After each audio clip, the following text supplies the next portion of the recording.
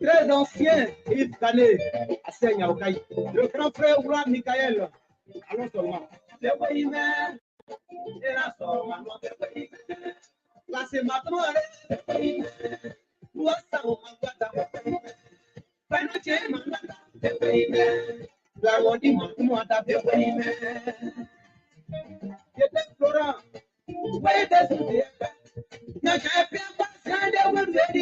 On est ici, on y a oui, aucune affaire, on a tapé d'abord. Oh, j'ai pas mon père. Quand il y a un bled, son forme, son forme, c'est un papa. Moi, j'ai oui, que ouais. On est quoi, pour ça, oui, oui. You didn't do this, yeah. As long as they're not, yeah, wait. On y est, ça va.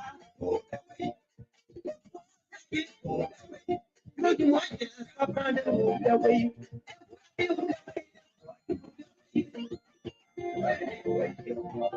Sorry, sir. Mon grand frère fait Ahmed depuis très longtemps. Allez, ça, de blanc. Le pays où est moi, m'a dit. Le pays m'a dit à quitter. Le pays où est moi, m'a dit. Ce pays qui a du pas même. Le pays où est moi, m'a dit. Ce pays la dernière fois, c'est moi. Le pays qui a mon dit, on a dit, il n'a pas dit à nous comment.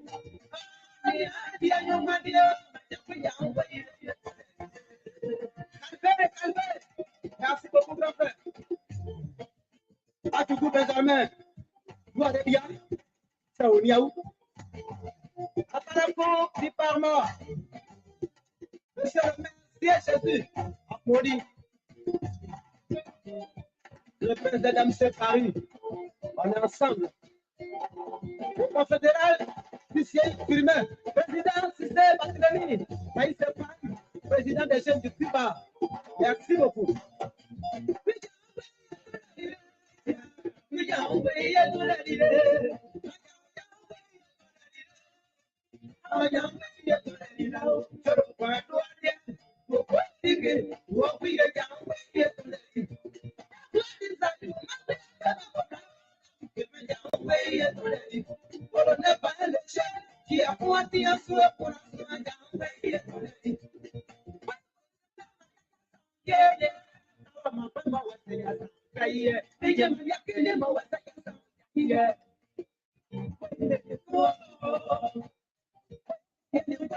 Saïd Colin, Ahmed Saïd, Samuel Séa.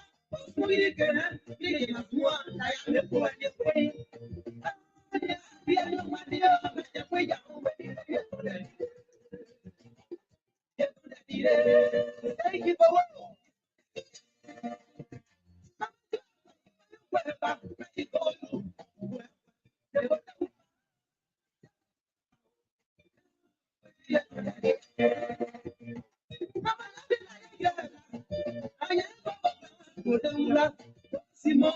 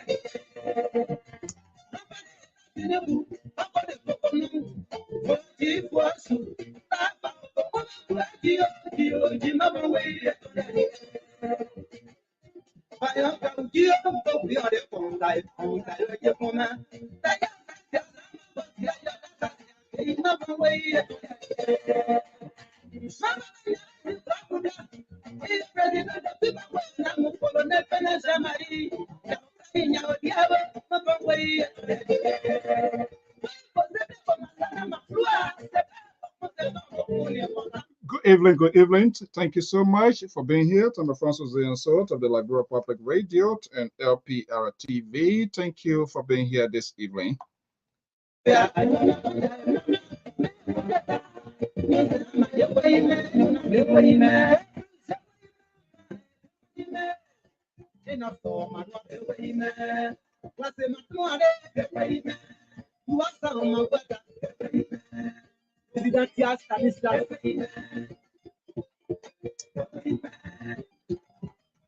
All right, good evening. Thank you so much for being here. I'm Alfonso Z and Sort of the Liberia Public Radio and Lpr-Tv. We say happy 2024 to all our viewers, our followers. Your commitment to this network cannot be overemphasized. I am like a paramount chief from Grandjide behind Town this evening. Thank you so much. We're going to be having a conversation here, but I want to retrospect some of the things that happened in the year 2023. We are gradually, it's 7:09 Eastern Standard Time, but by faith, we all can say by now, by the grace of God, we will overall triumphantly to roll into 2024. And hopefully we would count on some of the things, the challenges that we're facing during the 2023, and that will completely be washed away. But that also depends on us. But let's go to this music from neighboring La Côte d'Ivoire.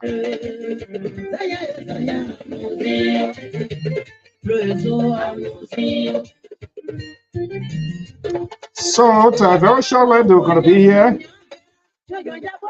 Let me just stop this here. Let's start this music here and give recognition to our folks. I can't pick up this call right now in the middle of stuff here. Mr. Cremant, there are very folks here who are so committed to the work of this network. We say happy New Year. Trust me, and all of you guys that are here, to God, by the time you enter January, there's going to be an incredible pay increase. Incredible one, but you got to give me what? At least 2%. 1% said that it's okay. We say good evening, good morning, wherever you are. Tanora Khan, Camerot Amarat. If this is the first time, we say you are wholeheartedly welcome.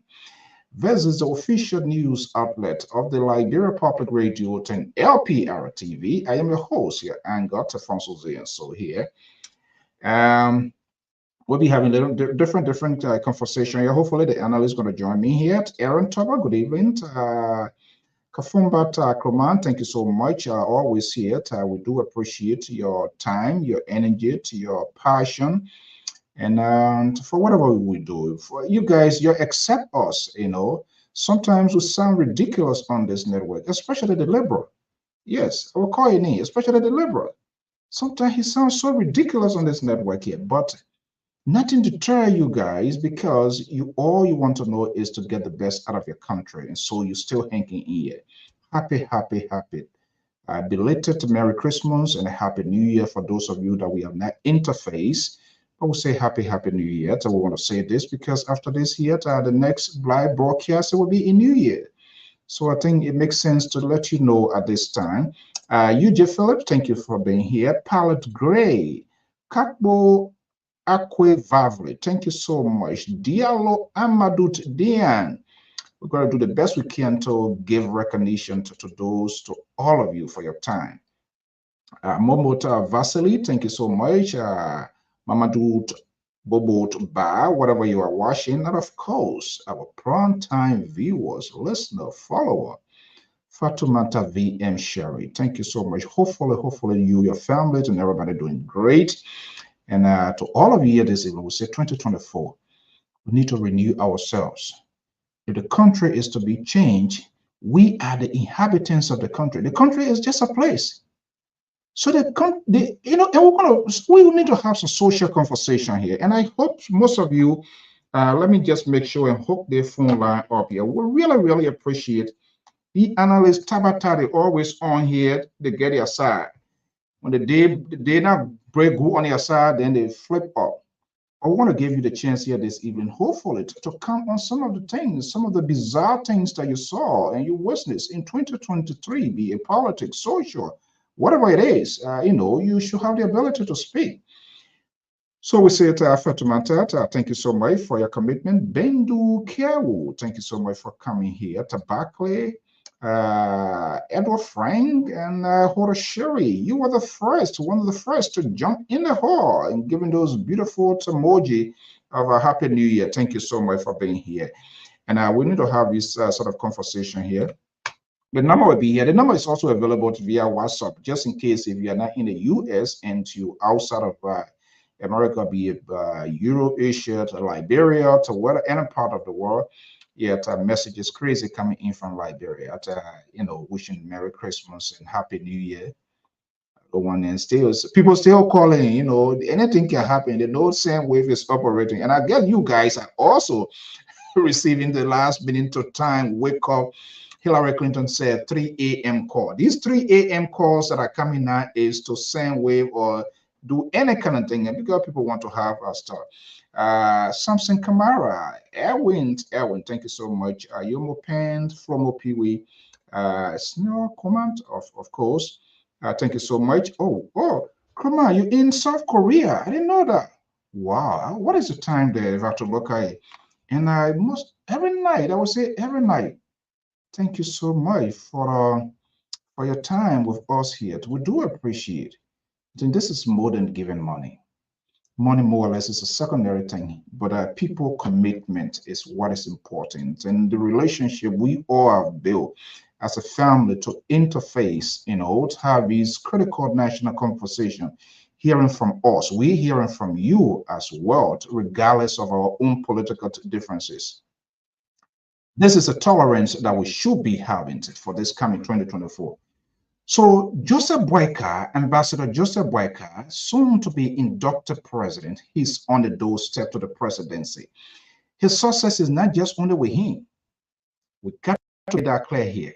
His success is not only with him. People that even with him that supported him, don't be surprised. Some of them will start doing stuff out of the way.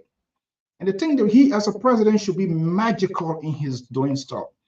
So the president calls people around him. The leader calls people. Okay, my man says, yeah, I'm not going to be like the liberal here who, when people come in and he all over the place rumbling and stuff like that. Let me bring in Sissy Boya. It's a senior analyst of the Liberia Public Radio, Lpr-Tv, based in Minneapolis, Minnesota.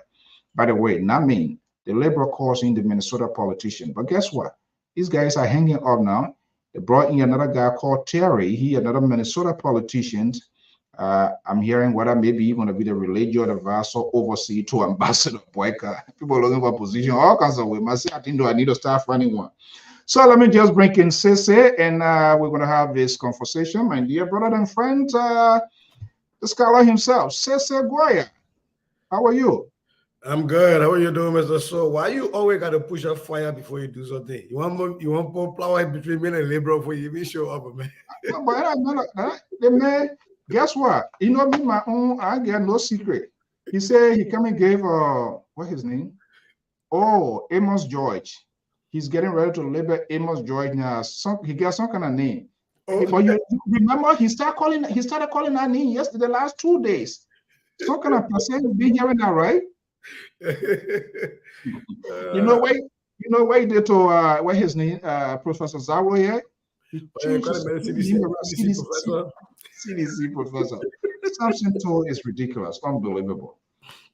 Okay, my dear brother Ty, good evening and welcome and happy New Year. And before we start off on, I want to say thank you so much. Thank you.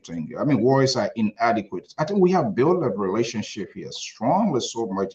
I visited the Loma Jew, served me with great breakfast and stuff like that, running all around. And I think, connection starts in so many forms and shape. It was a one phone call that you placed here, you remember? And that was the turning, turning point. The Lofa senatorial stuff.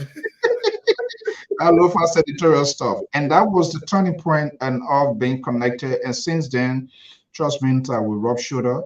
But the good thing about it, we don't keep anything in mind, No. Sometimes you're ready, you can treat me some kind of way, you can collude or whatever. No collusion. The former president said no collusion was formed. No, but right now is I don't know. I love this country here. The way the people, the laws in this country, the way they can hold people, I swear to God. Yeah, it doesn't matter. They will be so nice to you, but when that power is taken away, oh man, all those privileges and immunity that you get, forget it. They go away. But okay. I think there was a point you were making, and I don't want it to be lost on our audience. It's the way we behave on this platform. It's so different, and I mean refreshingly different. People who don't know that we're arguing in our chat room like crazy. Oh. We'll go back and forth in our chat room. We'll sleep. Like broadcast sleep. You as the broadcast sleep. I was talking away. He just say, I don't care, make it I had it kind of way. I'm still talking my thing. But once we're done with that, we're done. We keep it respectful. We disagree vehemently. We keep it respectful. We keep it moving. We have different opinions. And I think if people just understood and operated that way through our country, things would be different. You can disagree, but respectfully disagree, and don't burn down the bridge while you disagree. Like you never need that to go over the river, you know. So yeah. I'm grateful for being on this platform. Thank you, and all the jokers are you and Mr. Toe for all the opportunities you guys have afforded and the brotherly friendship. Mr. Topa, you treat me like a son. So for their relationship, I'm really grateful. You see, what I always say, you are colluding with this guy. The man who visited you here, never visited you. The man went all the way to my office 2 days to a picture saying, I visited you. Who? He ever visited you? Oh, the man stopped at the office. You remember that? He get passed through. I slept in your house. And you're talking about what? So I should get a credit. Now the man just pass there and go take picture because he wants to make a case out of that. That's true. Please don't do that to me. Yeah, but I mean, as a matter of fact, I would say you guys, you're coming in, and many others are added pageantry, more value, authenticity into our national conversation, because this thing is so exhausting sometimes. People get the thing about it. I guess they know we can push our own 16 whatever hours, but yet still we come here, you know. So for people for you to be taking your time, energy away from families to have this conversation 2 hours, 3 hours, whatever, be it 30 minutes, even 5 minutes, and that's a lot. That's another way of giving to the country. So I think we'll be pushing here and there here to have this sort of conversation. 2023 concluding, we're going to 2024. We all want good Liberia, vibrant Liberia, but it is not just only in the hands. The president, the chief executive, drives the agenda. He will be the decision policy maker, but he's going to be incorporating people are going to be working with him. So those people that are coming to work along with the president, who you're going to tap into so that they can run as a unit, as a group, as a team player, they have a greater interjet to play. And not just only them, we the citizenry as well. Things that comes out of our mouth, things that we talk, these sort of so-called proclamations that we made out there, they all does have impact on the country. Looking at all what is going on here, we want to go both socials and different forms here. I think sometimes we need to have this sort of plain conversation so that people will know. How can this be worked out? Well, I think it starts with us who know better. Once you know better, you ought to do better.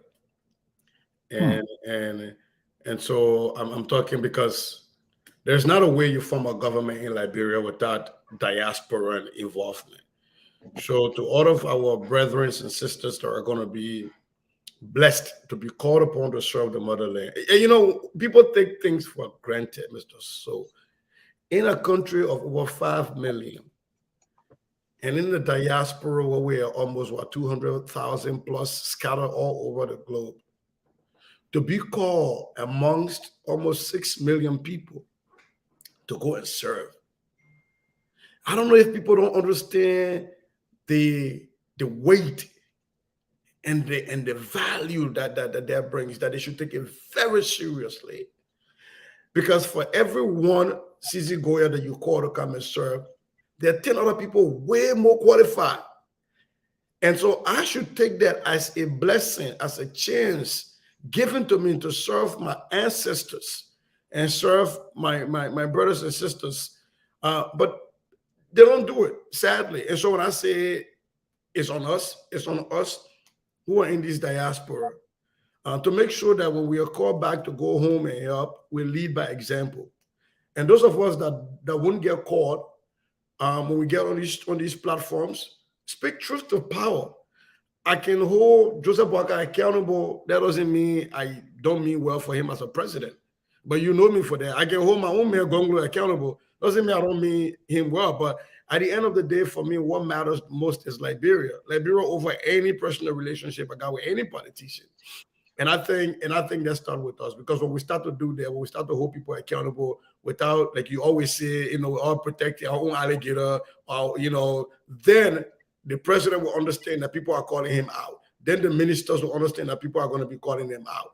Then they will set the stage for the civil servants, for those people to understand that, the B-men are stealing, I'm not supposed to steal, I'm not supposed to do this, I'm not supposed to do this, because we're leading by example. So it starts with us, seriously. It starts with us. That's a lot.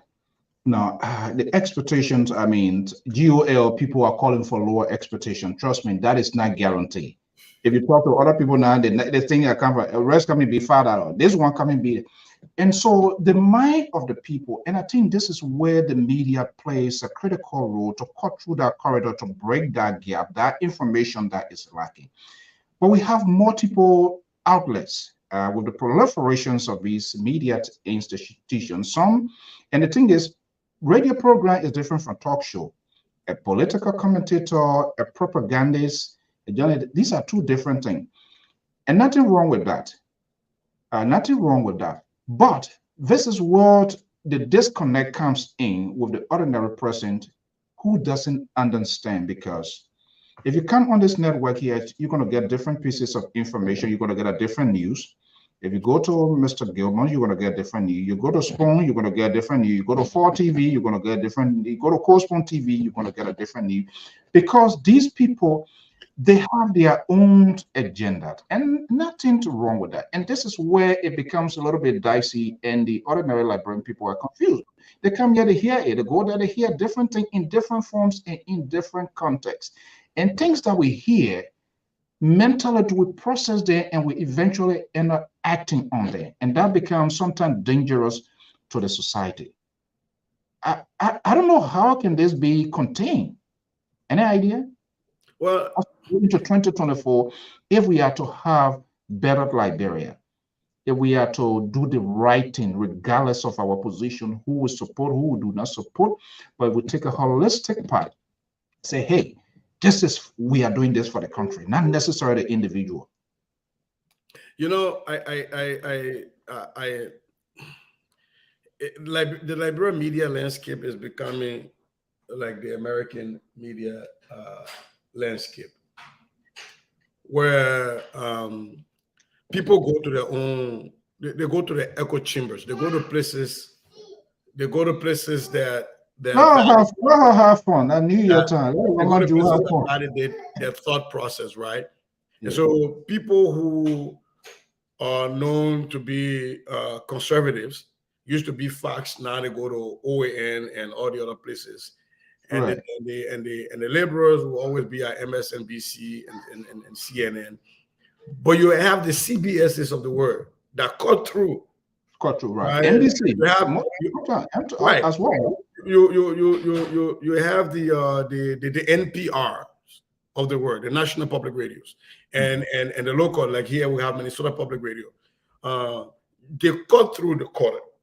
So for me, it's almost like what I usually tell my students when I'm reading an output of a research.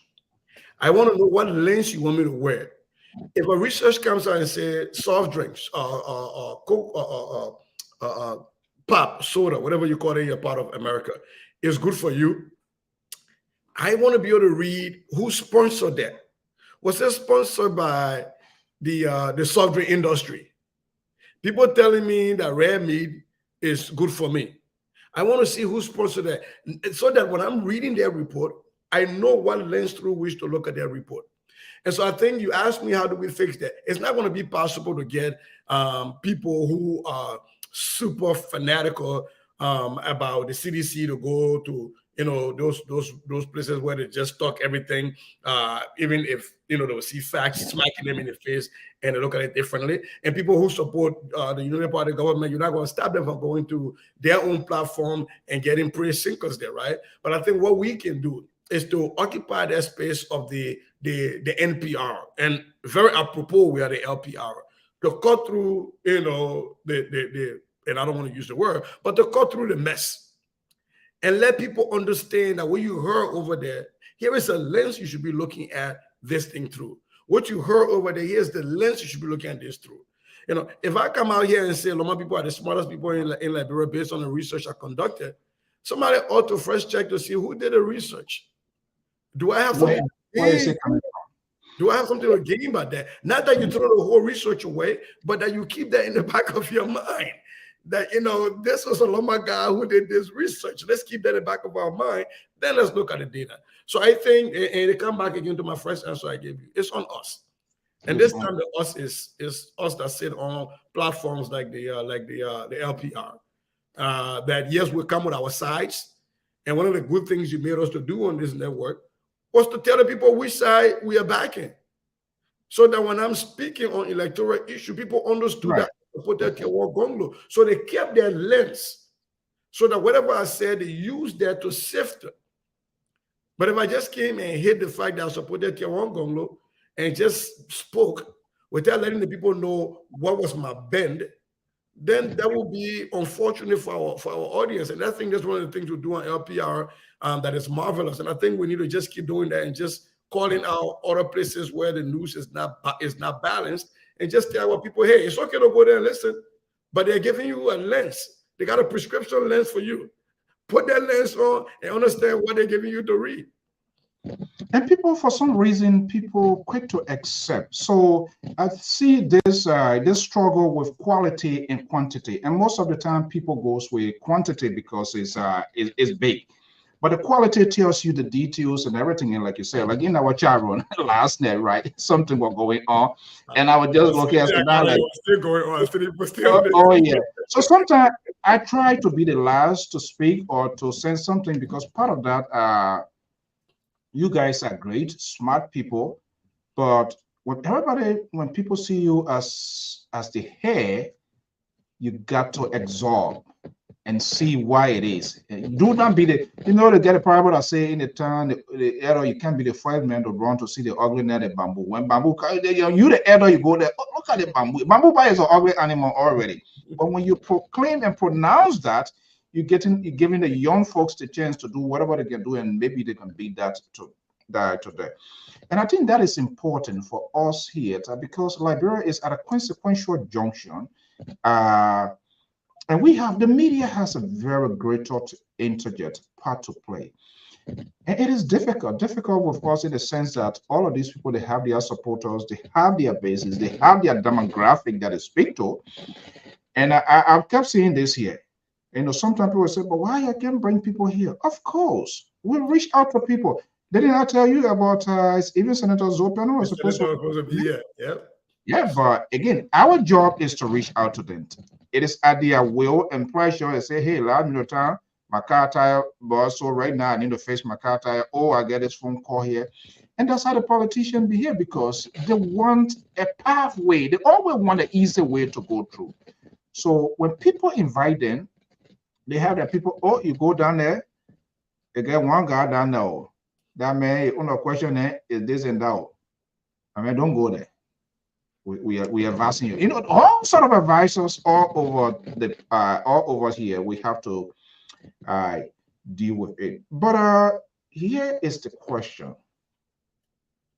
how should I don't know what can the media be streamlined? It's just a difficult thing. It's just a very, very, very difficult thing. Why should be the expectation, of people? Why should they? Are they the ordinary citizen? Are they holding the media gurus accountable or things to say, or we just say it and it's acceptable? The wrong with it, they take it as a news and they get it going like a wildfire.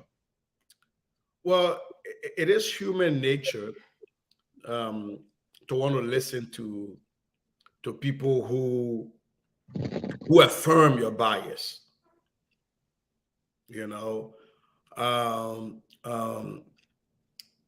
That is why even during the war, when focus on Africa issue come on, and Chatterer about to speak, and Tom Woyu about to speak, people running to listen, those people who were in favor of it, they will amplify everything that came from there.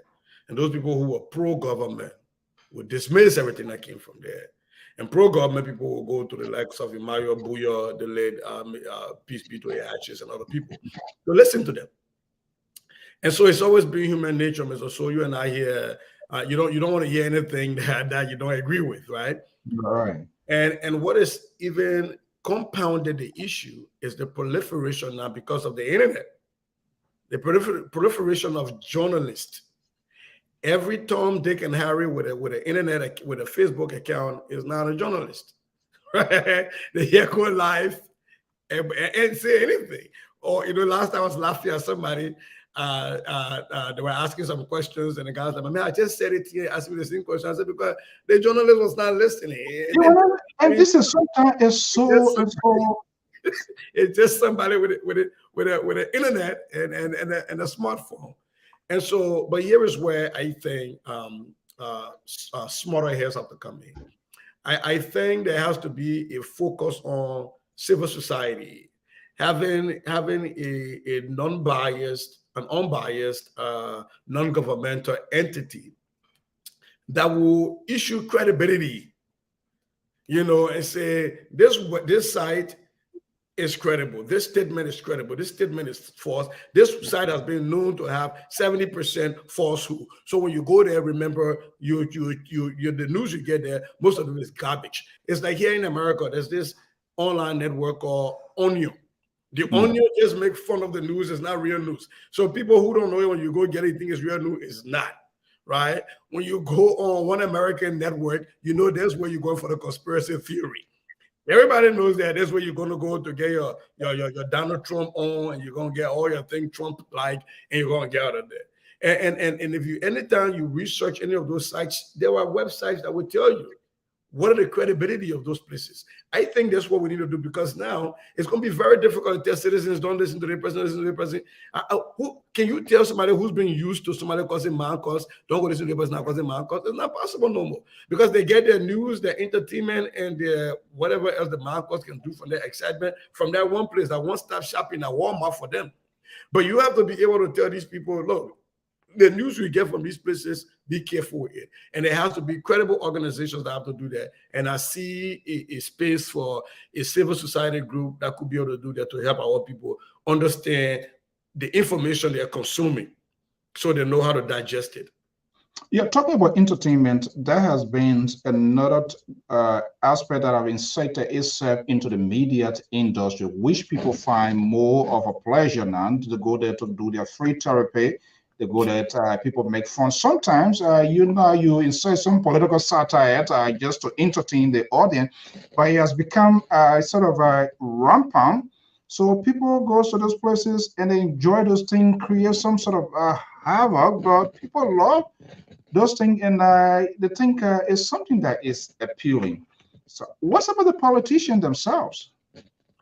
Well, again, politicians are in the game. They're always in the game, right? It's a winning game. So wherever I can go to get the numbers, I'll go there.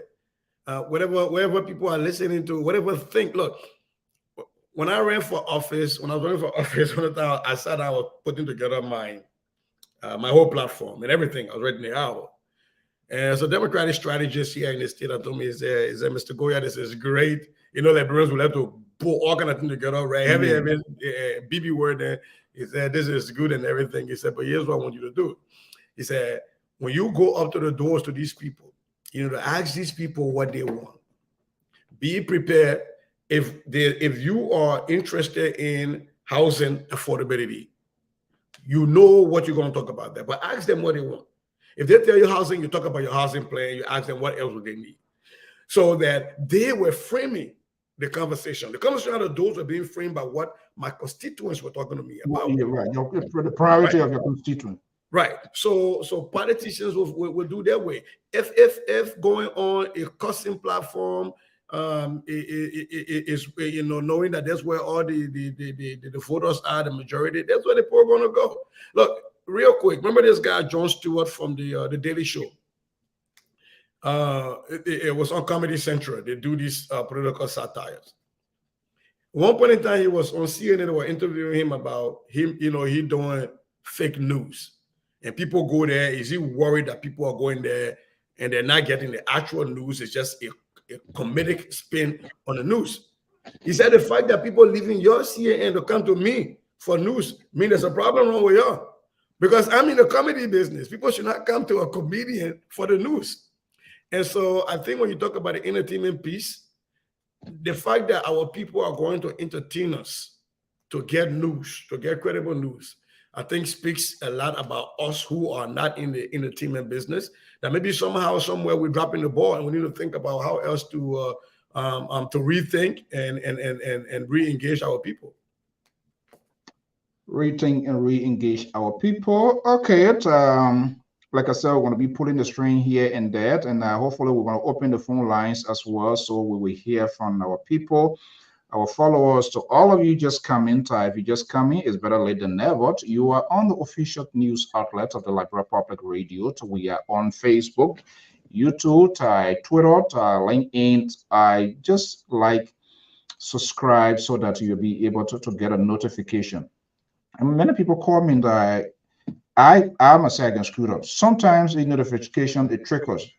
So you got to go like to one of the old videos or live videos. You're going to see the bell icon. When you hit that bell icon, there's going to be a drop button. You want to go to one that says all notification. When you use select, it means it just a randomly going to pick up. So you want to be very careful.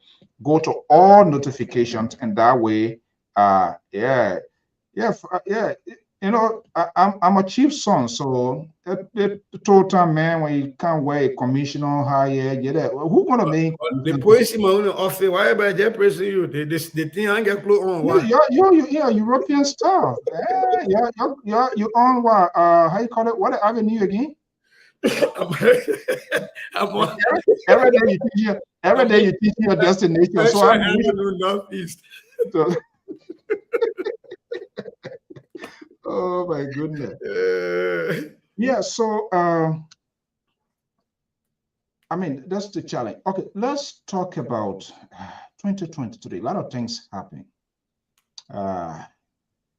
Who you think really screw up politics were politicians in the 2023? Is it fair to say that? Is there somebody that you think that really missed a golden opportunity and maybe sitting down today thinking, I should have made a decision of my own, be a person of myself, even though I have advisors and stuff like that. But sometimes your own conscience, you have to make some decisions and people will not like you. Who you think missed a sort of golden ball? You know, I just later on start thinking about that, and because Lpr was blowing this trumpet here, but he was blowing it in a very condescending way. That's the problem that I had. You know, he can just talk it in that kind of way. You know, no polishing, nothing. He just talk it.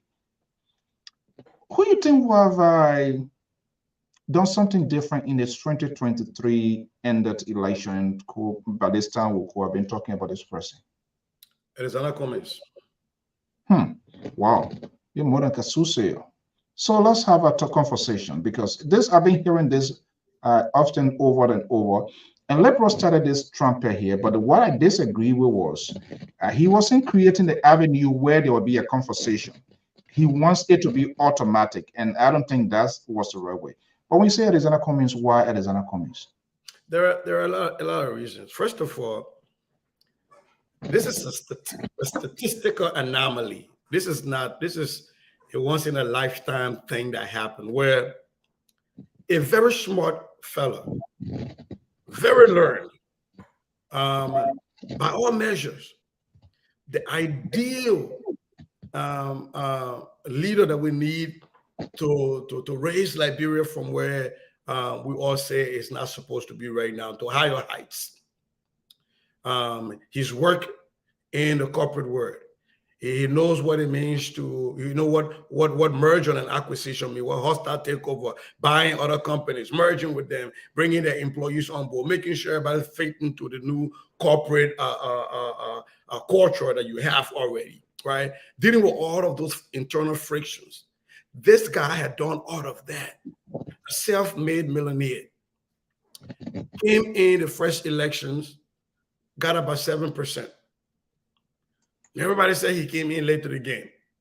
And the biggest argument against him was that he was a stranger. And so he says, okay, fine. You say I'm a stranger, I will stay. I will introduce myself to the whole country. He stayed. The first time in Liberian political history where after elections and opposition remain focused in the country and not leave. You and I know after every Liberian election, opposition always die away. They wait till maybe 1 year before the next election, they come back up. But it was not this time around. He stayed. Right? They even formed, they did a merger and an acquisition. They came together as a CPP.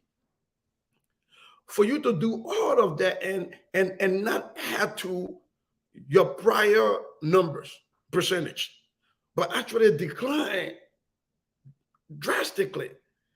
For me, I there's no way I can call him as the one person who has to be, for all intents and purposes, thinking critically about what could have happened. And for me, I see a lot of things that went wrong, and we call them out here. And people, number one, he wasn't getting good advice. He got bitten by the sycophancy bug. That is something that goes around a lot. It's even more than the mosquito carrying, the malaria carrying mosquitoes. They bite people quite too often, like bro, these sycophants that tell you everything is happening great when it's not, and they build these walls and keep and put you in a cocoon and keep you away from everybody else, like what happened to President George Weah. I think that happened to him too. And then he started bringing people on board that had he should have been bringing on board, especially based on the conversation he was having. Look, let me tell you real quick. The first thing, going and bringing the car frame, the frame of Liberty Party, and allowing somebody else to carry the engine was a big mistake. Ibrahim Musa and Belé, there were no vote. Absolutely no vote. And the signs were there all along the way. But he wanted to stay true to loyal to a fort. And in politics, you can't do that. You always got to recalculate. Let's take a break. So once we take a break, let's kind of do an engagement so that the audience too will follow. So where is the break in Gabia in terms of his decision making administratively and be able to be yourself? Because you should have an idea. You can see, you observe, you went around, you hear people talking, but yet you are unable to make decision. Is it that can that be tried being indecisive, or you know what, this is not happening? So how can what kind of leadership then style is in such a person? Because if you see that, it's better we talk these things here. Because what happened in the first round, we say, okay, he went in late, but this time he came in time. They form whatever coalition, take him over the document. And at the end of the day, it ended up like this. There is a blame game still playing out there. His numbers or his vote was given to different person. Just hold on 1 second. Let me just bring in the label, and I'm going to be off the screen for 1 minute. The liberal welcome. Thank you. I don't know why I show up and the man run away. The man phone call coming through. I don't know why the two decided to show up like chiefs today. I the only European men today on the network. So that means we're in a perfect position to discuss Liberia than you are. I'm discussing the repatriation and the resettlement of our enslaved brothers and sisters. So y'all talk about how we made it. By the way, I really admire the picture you put up today. Oh, thank you. Where you were telling us where you started 2023 and how this is something that just speak a lot. That picture spoke a lot on issues. Not that you're trying to touch your own home, but why not? Chicken say, "I swear, so what?" But the main thing I took out of that picture was anyone. It doesn't matter how old, how young, as long as you're focused and you feel there's no limitation on what you do, you will do anything, because it's a matter of preservation. It's a matter of not stopping. continue to learn. Continue to learn. Sometimes you want to be. Are you guys hearing me? Yeah. Why you put me on the other side now? You see, You know, I beg you. Why you put me on the team? Why I don't belong there?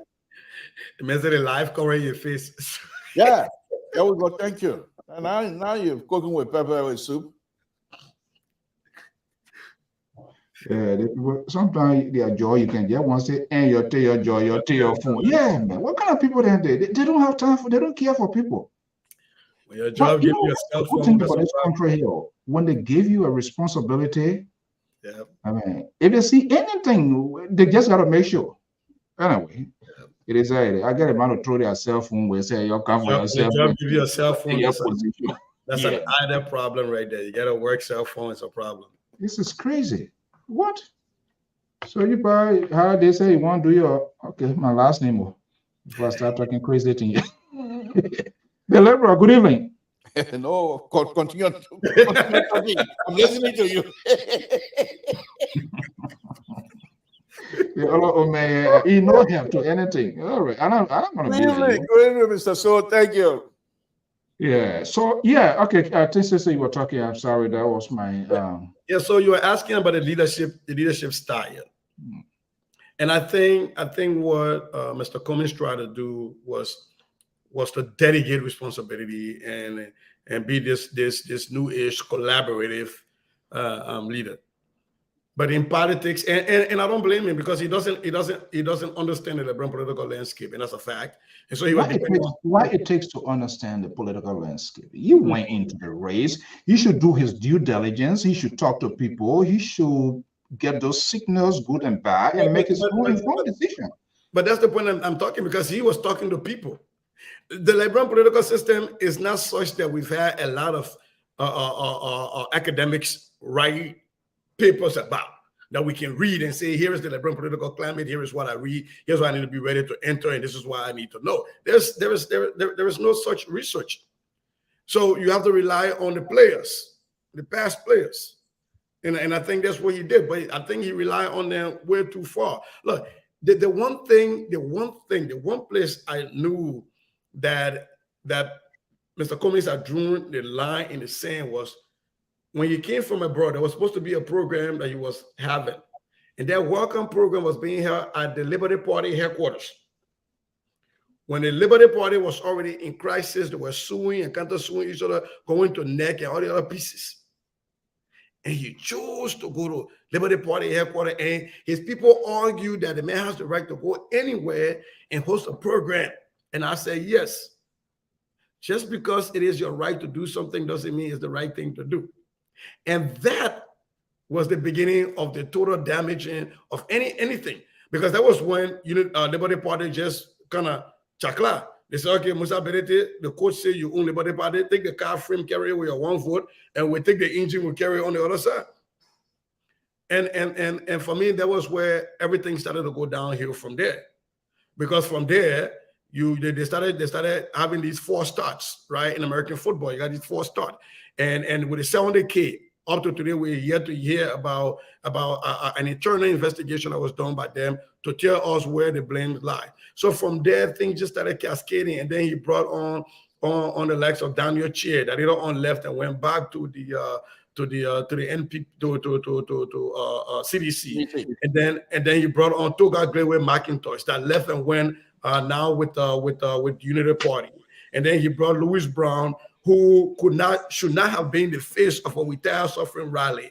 And the retired suffering rally, the turn off of the retired suffering rally was the first indication that things were not going to be good for the CPP. Because that turnout was very, very poor. They did not get the bang for their bucks. They put a lot of money into it, and the people that showed up was far too less. And he still had his people. You know that story we read, the Emperor's New Cloth? Back in the day, cavalcade, they were still telling he was nicely dressed because they were taking aerial photographs and just zooming in and say the place was overcrowded, and they were still feeding him this craziness. And so for me, there were so many places to drop the ball.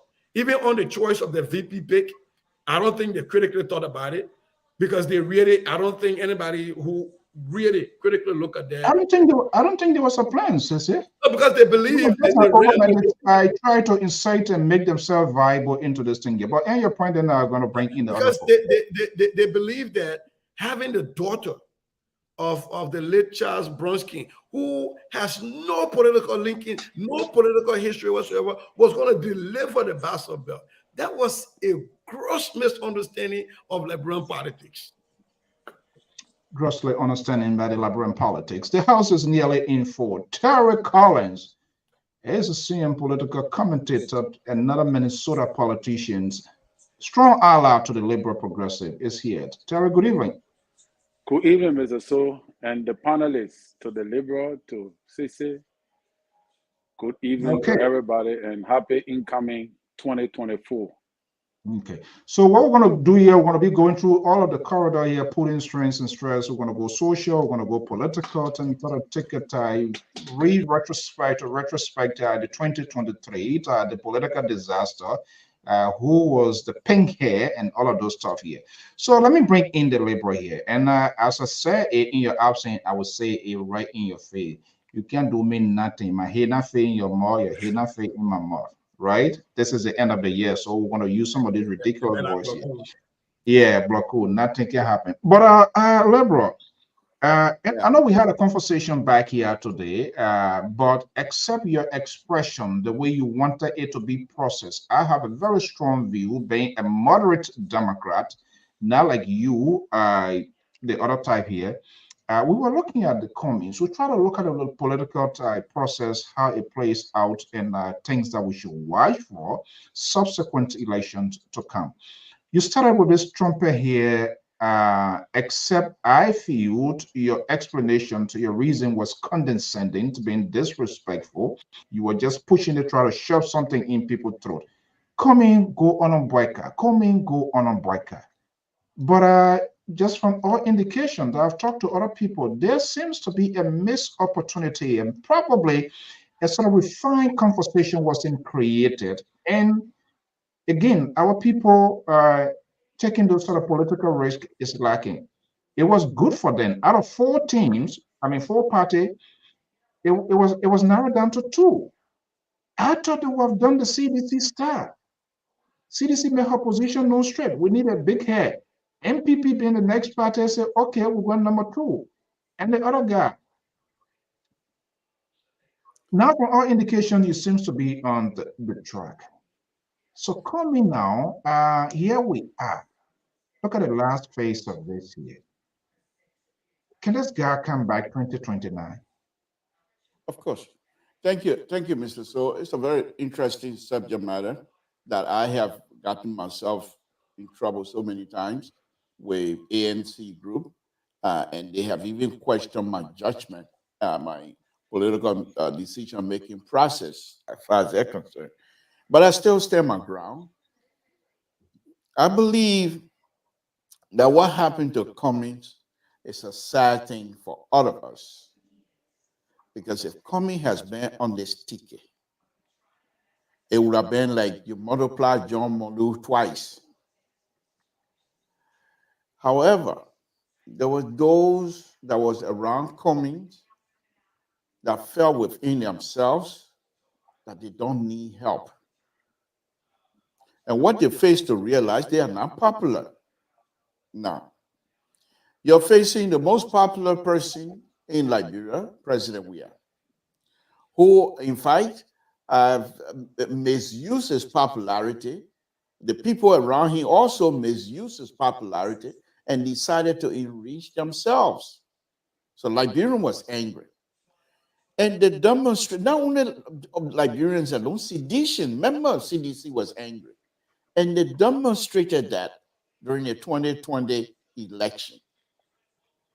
They came in drove for Senator Dillon, just to show to CDC that yes, indeed, you are sedition, you are CDC, but we also have vote.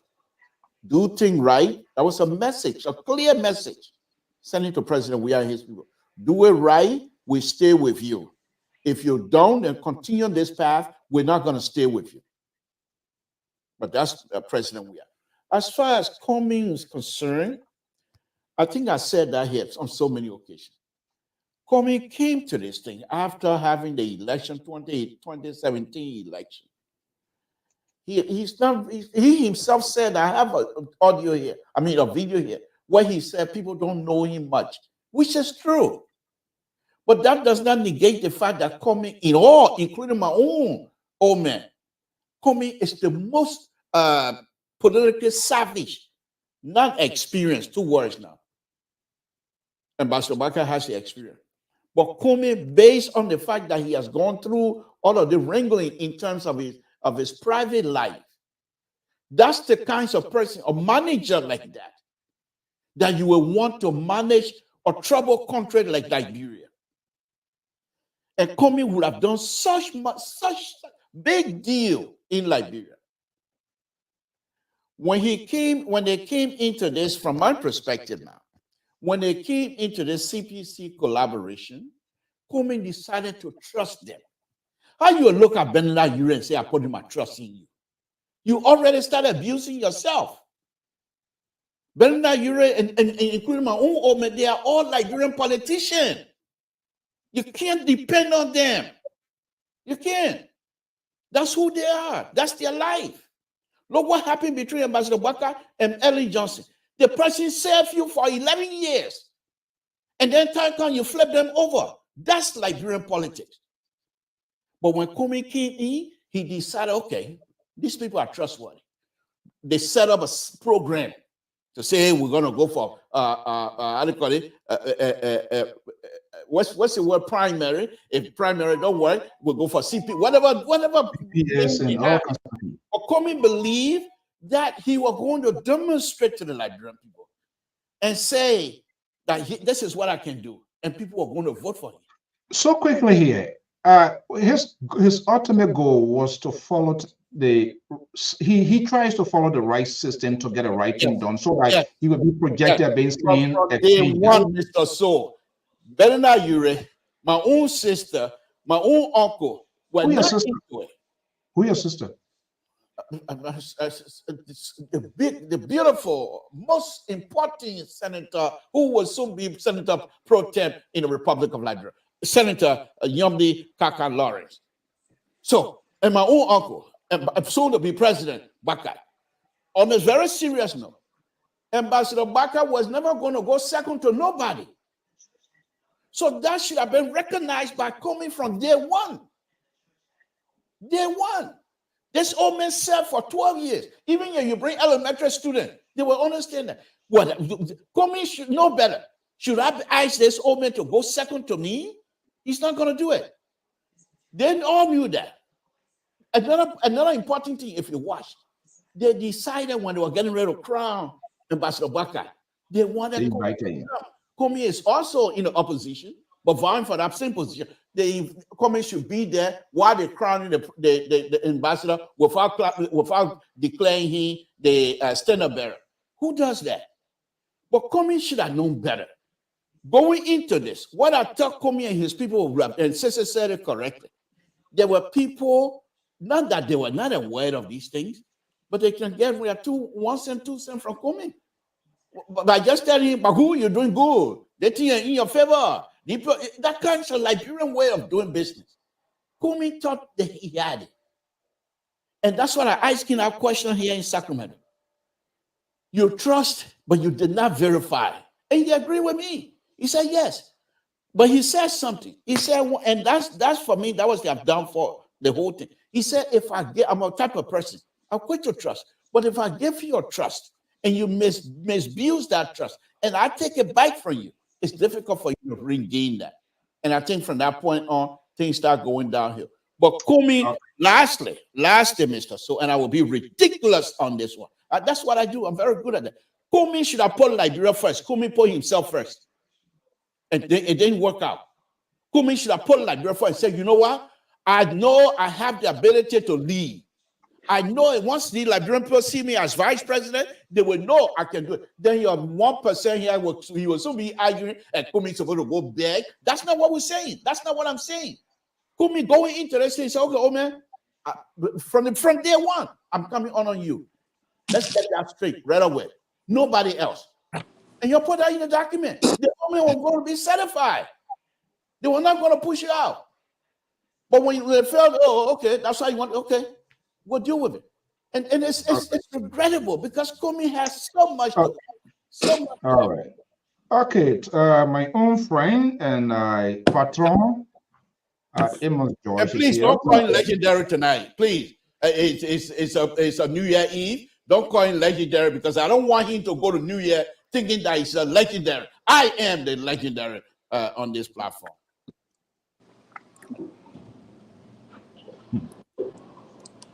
George, don't mind him. He's throwing unnecessary tension. Terry, let me break in Terry. Yeah, Terry, good evening. Who cook in our house today? Who cook in our house today?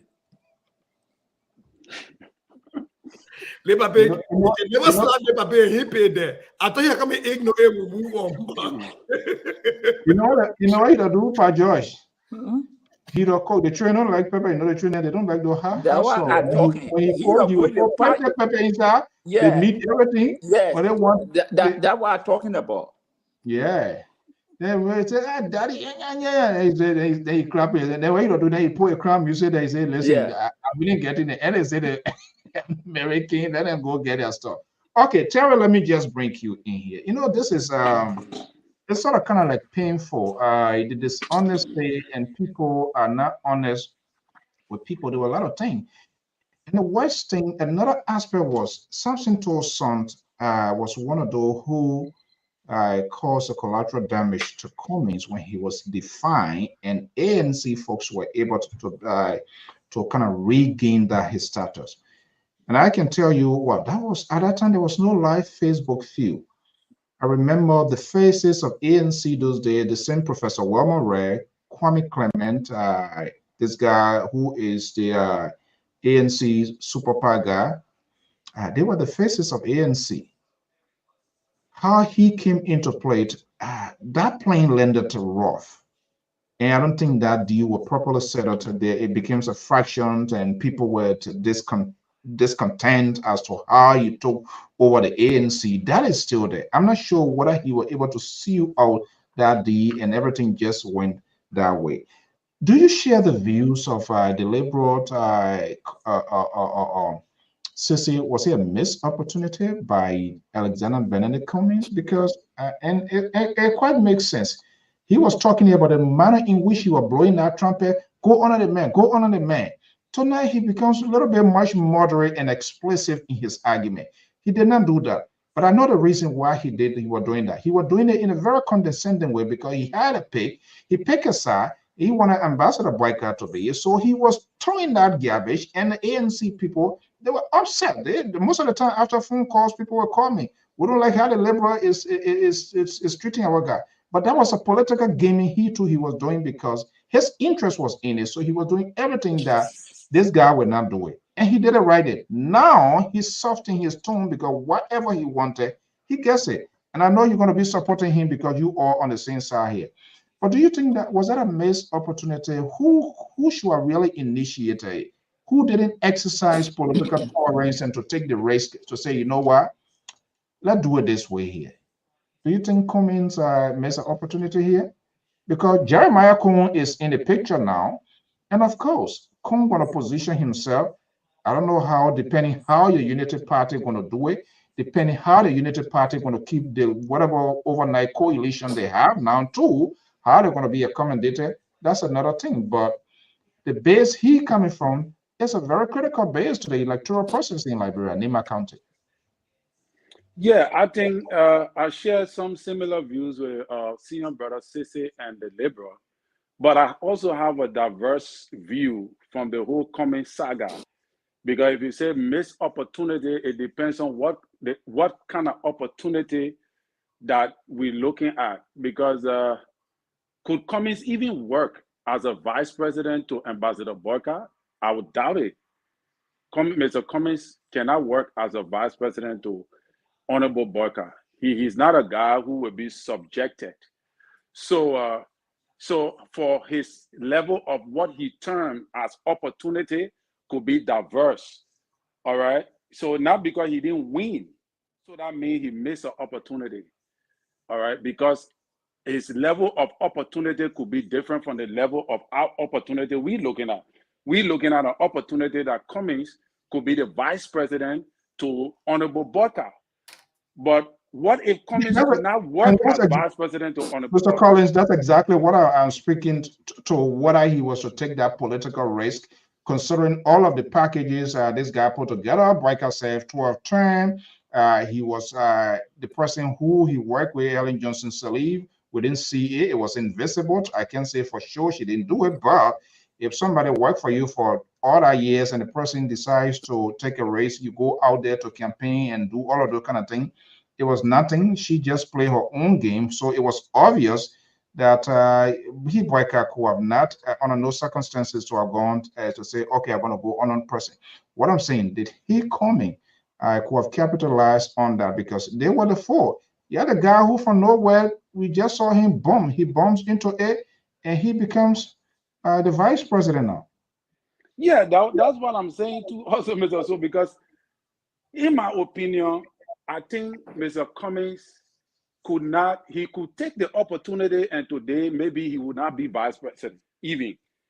All right. But I think Mr. Cummings' problem was that, from my view, he was not his own man. Mr. Cummings was a play. He was a pawn. He was a play on the chess game of Madame Sirleaf. Mr. Cummings was not his own man. And in as much as the ANC people could say anything they want to say, that's my view. You know, please don't come at me. But I think Mr. Cummings had bright ideas. He's a brilliant character, but he was not playing from his own perspective, from his own will. He was being pawned. He was a pawn in the chess game of Madame Sirleaf. And all that came to light in the final end of the elections. We saw how Dara Dillon and Yombli Kanga-Lauren exposed the chess game in the final end, when the saga went all on the news that they met Madame Sirleaf with Mr. Cummings, begging for Yombli to go with him as his vice standard bearer. So it means that this particular pawn game was being played long ago, but we were not seeing it from that perspective. Everybody was saying it. That is the reason why Mr. Cummings did not even go as VP to Ambassador Boyka, because his sole intent was to eliminate Ambassador Boyka from the race as he go as the main guy. That if Ambassador Boyka cannot go as VP, then it means that, you know, he cannot be. You see, first of all, Mr. Cummings came to this whole thing the wrong way. He approached the political scene for Liberia in the second term of his reign, trying to be president and all that. He approached it wrongly. He approached it in a way of saying, you know, I will spend money here and there and make sure that I become the standard bearer for the CPP. And that did not really work out. Now, most of them would say, oh, Mr. Cummings, we're going to do it transparently. And he wanted to go, no. Everything was going to be planned, and he was going to spill money here and there, because that is how the politics play in Liberia. Conventions are ran by, you know, people want to get something out of it. But my view is Mr. Cummings could not have gone as vice president to Ambassador Boyka, because in my opinion, that is not an opportunity for him, because Mr. Cummings got a vision that he don't think that Ambassador Boyka could be able to enhance. And if Ambassador Boyka government will have if Mr. Cummings could have gone as vice president to Ambassador Boyka, what if Ambassador Boyka government failed? That means Mr. Cummings also failed.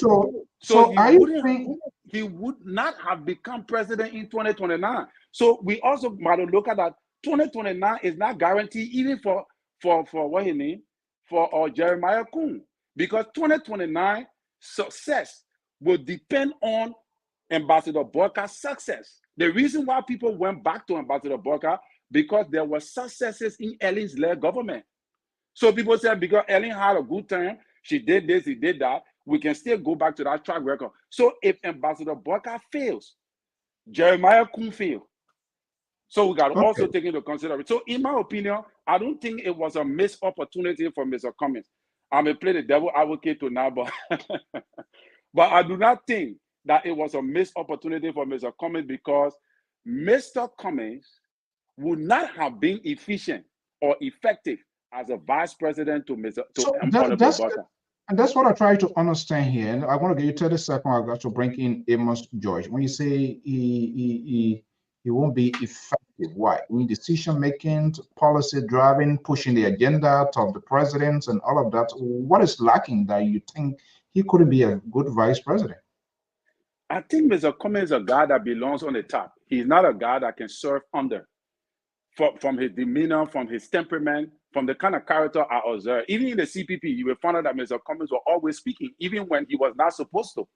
All right, they had a standard bearer. He was always speaking. That is one of the areas. So he's a kind of guy who has too much. He knows too much. He informed, and he wants what he knows to be brought to light. And the vice president position is a nominal position in Liberia, wherein you are shadow. Most of your things will not be brought to light. So, and Mr. Cummings would not have played along. That's my point. That would be undermining leadership. Okay, so let me bring in Amos George here. The argument, if I to condense everything here, it seems to me you are simply saying Cummings was running ahead of his shadow. They have a group and he was speaking. But remember, it was a race and everybody tries to show their own strengths and how they can take charge of stuff. So Amos George, let me just bring you here. Good evening, good to have you here. We'll try to profile some of the things that happened in 2023 and how these things can be prevented. Who was the pin here in the political process? Now we have a president-elect, Ambassador Joseph Newman-Boyka. Within the CPP rank and file, I saw that document. We read that document. We almost took the same position under the Liberal. This is unbelievable. The old man here, he can either really look. You see him? You see? Oh no. You see the old man? The Liberal have beaten you now, Mr. So he have beaten you tonight now. So you out. You completely out. Now we see the board chairman for true now. Ain't no children. They say my own clothes, my power above me, find their own. He said that I still go to I'm going to have one for my own. That either. You talk all your thing after 10 hours, then you go. You can't go till your ugly gun there where you told from somebody here. You won't pay for AA. Yeah, oh man, you something you unbelievable. Something I can't believe you do that. You know that you left this, you left the audience and you to go change and come back because somebody say, Mr. So we like your nice suit. Nobody gonna write any comment about your suit there, and they put it down with the Okay, Mr. George, let me bring you. Of course, that's a nice suit. I always like to be there. So, George, you share the view of Alexander Cummings. I'm not sure whether you're a registered ANC member, but we just try to kind of like have this sort of conversation here. You listen to Terry. I'm not sure whether you got the Liberal argument, but you who was supporting him, what do you think that went wrong?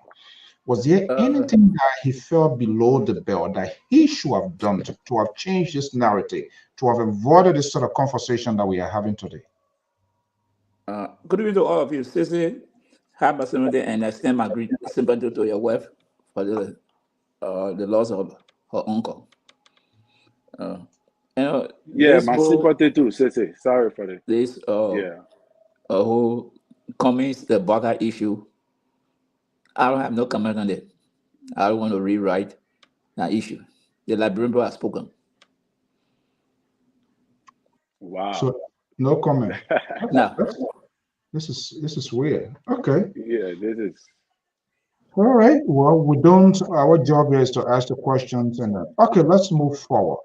Now, Ambassador Boyka is the president. On the 22nd or whatever day, we're going to be seeing ministers of government, and we were just having the conversation here before. We're going to kind of like digress a little bit too and look at Josh Weir. I personally believe there's no need this guy. They didn't really defend. They have all of the opportunity. They have all of the political strength. All they needed to do was to do the right thing and make some tough decisions. Whether the people like it or don't like it. That did not happen. So here we are now, Ambassador Boyka. In the next coming days, week, he will be inducted into office. Will we see these sort of same things coming, or will we see a different version than that of the past administration? Well, I have I continue to say this thing that I'm waiting to see Honorable Walker cabinet. It will give me an insight of where the country will be heading. Because those are indicators that will say, okay, they will be able to do this. They will do the heavy lifting. So I'm waiting to see the cabinet. Because that way give every Liberian. What are you looking for? What is it? What is threshold? What are you looking for when you say you're waiting to see the cabinet? What the structure, the individual, the places they're going to be put, the positions they're going to be occupying? What specifically are you looking forward to see? I'm speaking because I want to hold Honorable Walker to his own words.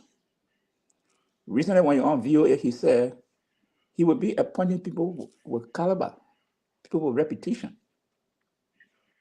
So I'm holding him up to that standard.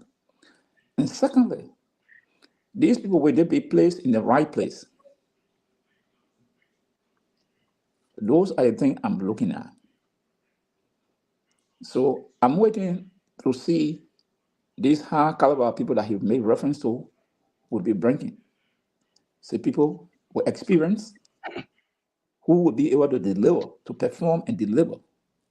So I'm waiting to see the cabinet that he will be putting forward to the Liberian people.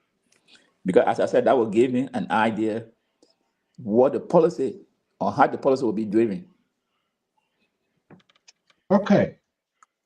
So then let us digress. History is all about the past, the future, and the untold story here. Let's talk about the sitting president, President George Manning Weah. His 2017 Liberian, he was saying as an alternative after all of the collateral damages, and they felt that the politicians, and he came as a new agent coming from nowhere. His association, things that he has been doing, his closeness in the social context, and his background. So people saying like, okay, I think we should take a shot at this guy. And so quickly and fastly, we see this train going down the hill, derailing, like when the PRC took over, and for whatever reason, there was no recovery process. So it's maybe there will be a story at the end of the day. Cecily, let me just bring you in here. Where did the President George Weah, and I would say because a sitting government in Africa, more or less, you have the political strength, the will, the finances, the resources to execute effective campaign. All you needed to do few things. Everything now going to be 100%. Where do you think this president started to go wrong, for which that there was no end to recovery process? Is that commensurate with what of the stuff we're talking about Cummings, people not just telling him the right thing, and he himself was not on top of the game? Was he being macromanaged? Was somebody driving his agenda? Could that possibly be the reason? Well, there are a few analogies that come to mind, but I mean, I won't compare him to Cummings. I told the other day about, there's this thing when you're driving in a neighborhood, those of us that grew up in the Cinco area, when you're driving on the avenue, those community dogs will be running behind the car. When they catch up to the car, they need nothing to do with the car now. So it was with the CDC. They spent 12 years in opposition, yelling,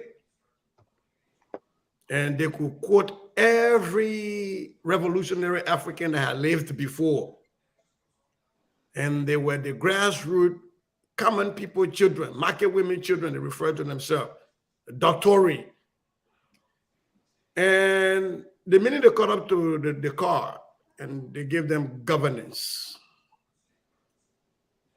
then it almost became like the jet, you go on Facebook Marketplace, you buy some kind of phone, it didn't come with any manual. So you know how to reset it to factory mode. What happened to them? Yes, yes, yes.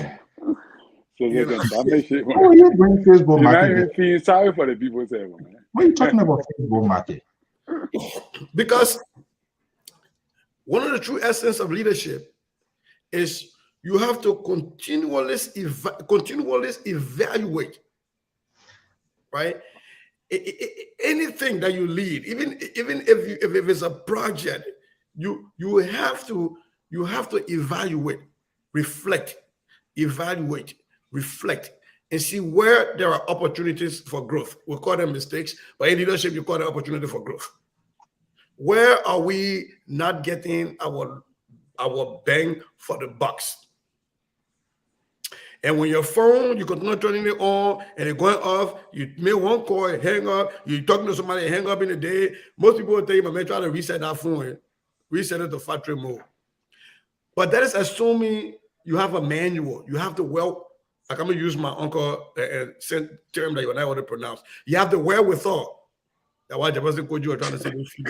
I was to say, but help me with that term. And you have the wherewithal. I can understand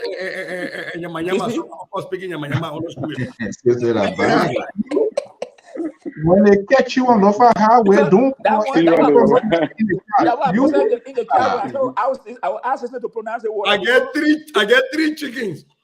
One for my uncle and the representative of Akade, and one for my uncle Tamba, and one for Pape Boakare, where I used to mess with him before I started following him. What about Toma Fala? Now, Toma Fala, I'm my representative, my Pape. Oh, okay. So I got my three chickens already, so I don't mind me. But on a serious note, if these people really had people that took leadership seriously or understood what it meant to be a leader, you spoke about that. The president is telling us, George Weah is telling us that this is the best team he had. This is the best team. And then you always like to use football analogy. That you didn't set one person down, you didn't make one change. This is your best. This is the best that the CDC had after 12 years of being in opposition. I don't know. So I still say again, CDC was good at being in opposition. They ran behind the taxi stopped, they just sat out there and look at it. And they forgot that they were in leadership and they were perpetually in opposition, even while they were in leadership. Right? How do you become an opposition to yourself? They don't talk about, oh, the police are partisan police. You are the one in power. Right. A certain lawmaker of the ruling establishment who is on the government committee that can cite anybody, rally up a group of kids and take them to the University of Lpr campus to go meet other people there. You are the one in power. So how will you do when you're in opposition? So for me, I think people bought this cell phone on Facebook Marketplace. There was no manual. I didn't know how to reset the factory mode. My own, I got to say. Ah, this guy. The liberal. Yeah, Mr. So, can you hear me? Loud and clear. Yeah. Okay. Yeah. The people who can wear that gun are strong people, liberal. They want is lazy. They want they be more than one guy when I they kind of man, nothing behind one home a year. You sit down the floor. It might not be that Zanzankawa. One of my people say they can steal Zanzankawa car battery every week to do nothing. Yeah. Oh my goodness. So okay, let's have a conversation here. Let's look at some of our leaders. Some of I don't know what that administrative fallout or whatever it is. President George Weah. I think there's no reason that this thing here he could go. What really went wrong? What he didn't do? How come he got to this point? Mr. So, thank you very much. I think Ceci said it all here, but I'll just add a few on it. In the engineering business, I'm not too sure about other discipline, but in the engineering business, they have what they call risk management, where you look at all of the issues on your design team, and each of the design unit will say, okay, we can do this, we can do that. Definitely we can. But how do we come from this side to this other unit? The transition portion of that process becomes a risk, because the people who are leaving, let's just take, for example, the bridge, turning it into road. What is the transition in between? They are not a roadway designer, they're just a bridge designer. So they transitioning from the bridge to the road. That little part is a risk for them, and they have to assign that risk to a specific group. Whereas the designer, they don't know what they do, but they can't do a bridge design and say, this is what I have. So there's a risk in there. And Ambassador Bakar, our president, it's very sad, Mr. Soul, because this man, I've always stated it, it's very popular. There's nothing, no one, even as right now, there's not one single person in Liberia that is more popular than President Weah. President Weah play football, and people say, well, that's a different thing. Idea thinking, your mind, your faculties, the way you think, the process that you put into training your mind to think does not change from going up in a space than going to clean poo-poo into a town. You got to think. You got to think. President, we are playing football at a higher level. It requires skill. It requires thinking. It requires practice. All of those things. He put all of them together and was able to be successful. So if you come into politics, which is quite different than playing football, but your mindset, your ability to control the way you think about, that is not going to go away from you. President Weah came to this position also thinking that he doesn't need to apply the skill that got him successful on the football field. He just needed to do something because he's popular. Far from it. You're coming into a position where people livelihood depends on the kinds of decisions you're going to make. And for 6 years, as Sese correctly stated, they were in opposition for 12 years. In 12 years, there was those sedition that were writing about Madam Salih policy, that were taking notes. But those sedition that was able to take notes, they set down aside. And those Buga sedition that are not able to produce, he made them the face of CDC. And they even threaten those who have the ability to produce. They set them aside. They set them aside. How do you expect to be successful? Okay, so we leave that part. You're out now. You selected your government. And you see people are complaining. People who have no knowledge of government. They're complaining that this thing is not working. And you continue to maintain the same people. What are they going to do for you now? What can they do for you today that they have not done in the past? And President, we are just sat there. He won't say most of the incident things that we're talking about. He will not make comment on it. Wait until Sunday. And in the meantime, other people improvise. Those who are able to talk, not talking for you, but opposition, they make it up. So now they put you on the defense. And you heard what's his name? Samuel Tua was saying here the other day, while we were here running the government, people were bad-mouthing us, and we were not able to respond. Is that right? This is what I think most likely brought the downfall of the president. Well, is it fair to say Let me just say this. You know me.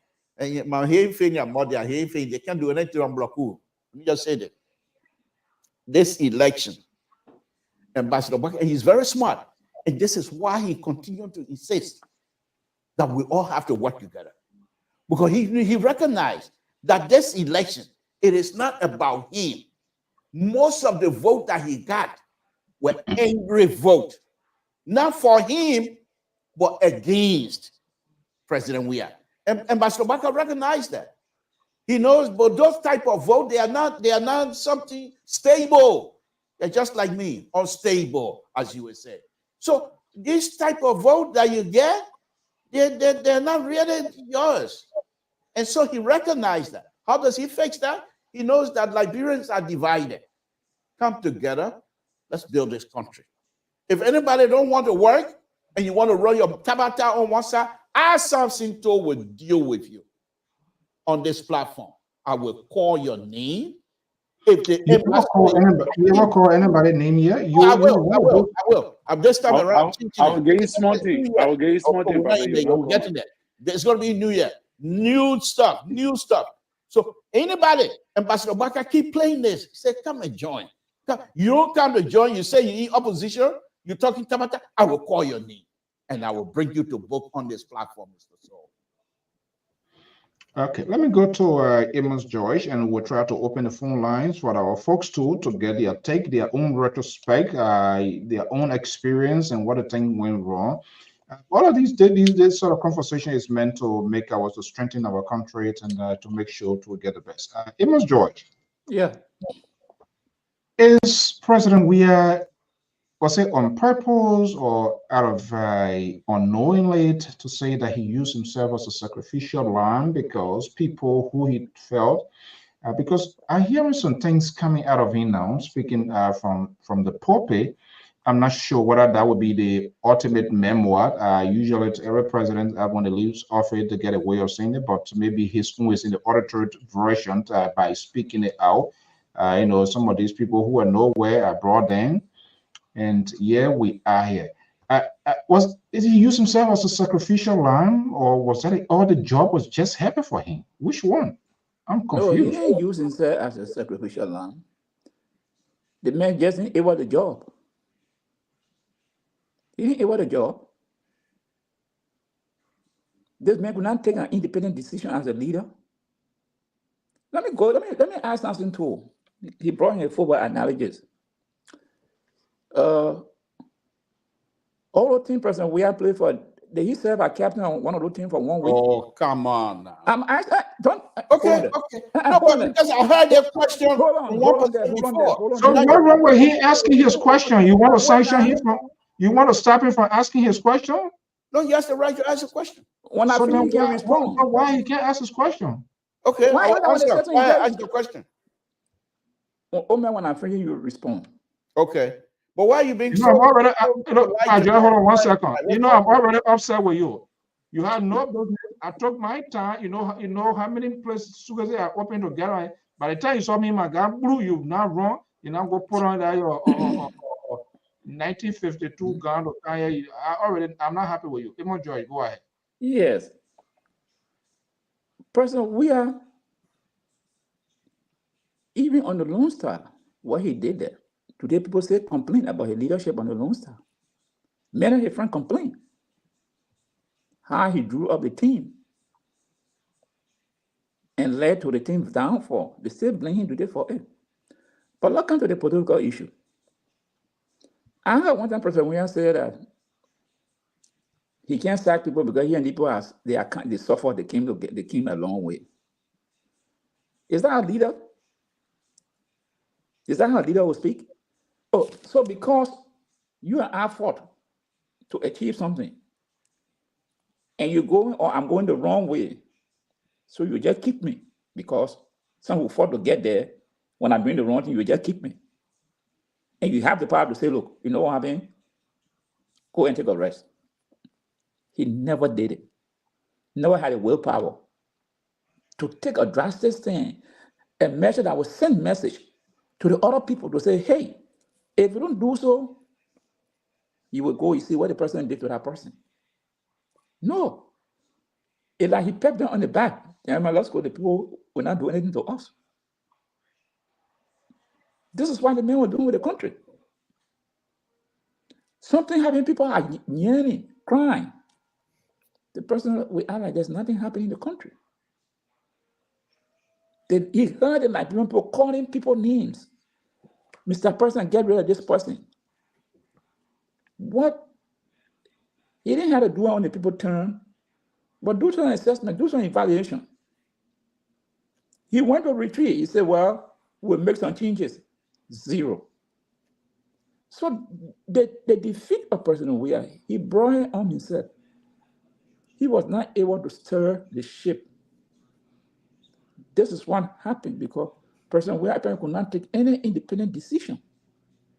If he took one decision, it would be pressure from the public that would make him to take that decision. But as someone who was in charge of the country or is in charge of the country, you ran a government for almost 6 years.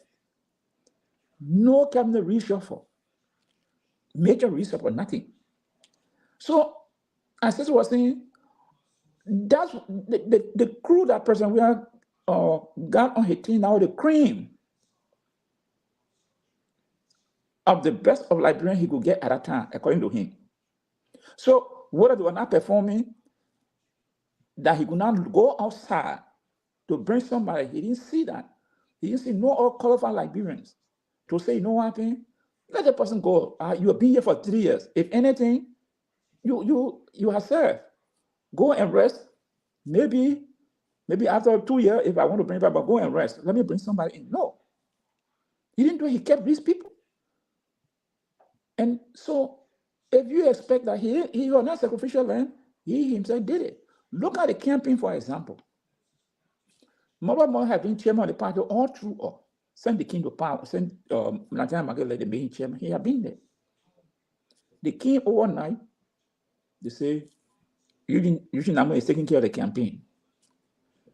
We talk about his mobile model could not even appear to any of the major rally in Salah mobile model. What is that? And you know that mobile model, then you all have been in the trenches.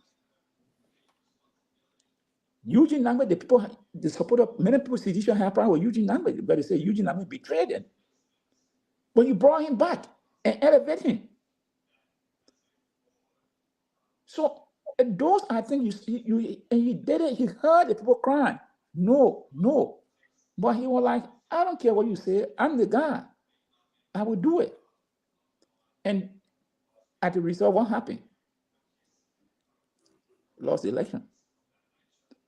Now you go into church, you lift up people, but okay, because you lift up people and they want to damage you, so you can't bring them down. If I brought you to the house, I give you my slipper to wear, and I go, you pull my slipper on, you put it from the hole. Oh man, you're not wearing that slipper again, oh. Because I mean, you don't want to use my slipper, you're not wearing it. I don't know. I mean, you wear the trousers, they say, my man, take down how you sitting down. When you go up, you want to say, my man, take down. No, don't stretch out, don't sit down, they will wear my trousers. But what I'm trying to say is that George Weah did all these things to himself. He can't blame anybody because the people he brought around him, he had the power to tell them, go. You're not carrying on my policy. You're not delivering for the Liberian people, and I can't keep you. But no, he said that these people were the cream of the best of Liberia. So they're the one who deliver the country. And today, yes, and something to it. Let me come back to you. Government, you say your old man said you will bring the country together. Perfect. That's the leadership. But if there are competent people in Georgia, we are government and Honorable Baka wants to keep, fine. If you want to let all the people go, not to civil servant, all the appointed position, if you want to let them go, they can go. They are the only Liberians. They can bring other Liberians too to see whether they will not perform. Yeah. So don't consider you call them and you can't call your own man for Funadi up. Let me rest more. How you can't call Funadi up? So he's so brave. Why you can't call Funadi? You want to respond to him? Of course. Thank you for the opportunity. Mr. George, currently known as 1%, I will just say this to you. When you came, currently what? Known as 1%. What do you mean? He's a 1%. Here a group, ANC, they're 1%. There's election. Somebody got to be the loser. So you are. Of course, I'm not arguing that. Okay, we appreciate that. Thank you for your honesty. It doesn't change anything. You're still 1%. So No, please, you worry about it. that's okay. Let me continue my statement. 1%, if you don't mind. Thank you. Mr. So, when Mr. George came in, we were in the process of discussing the chief of 1%.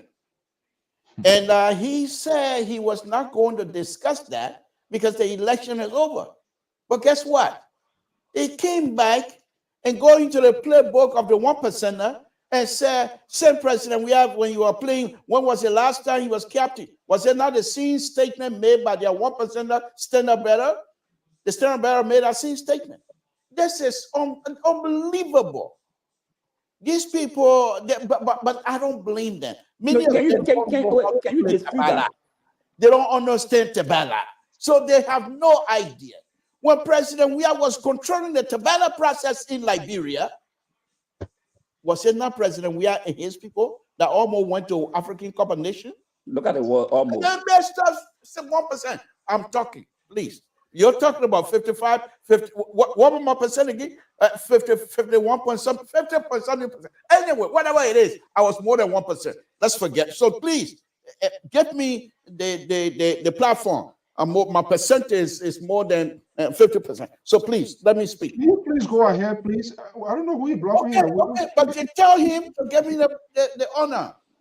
So, when President Weah was in charge with the Lone Star, he was paying their own money.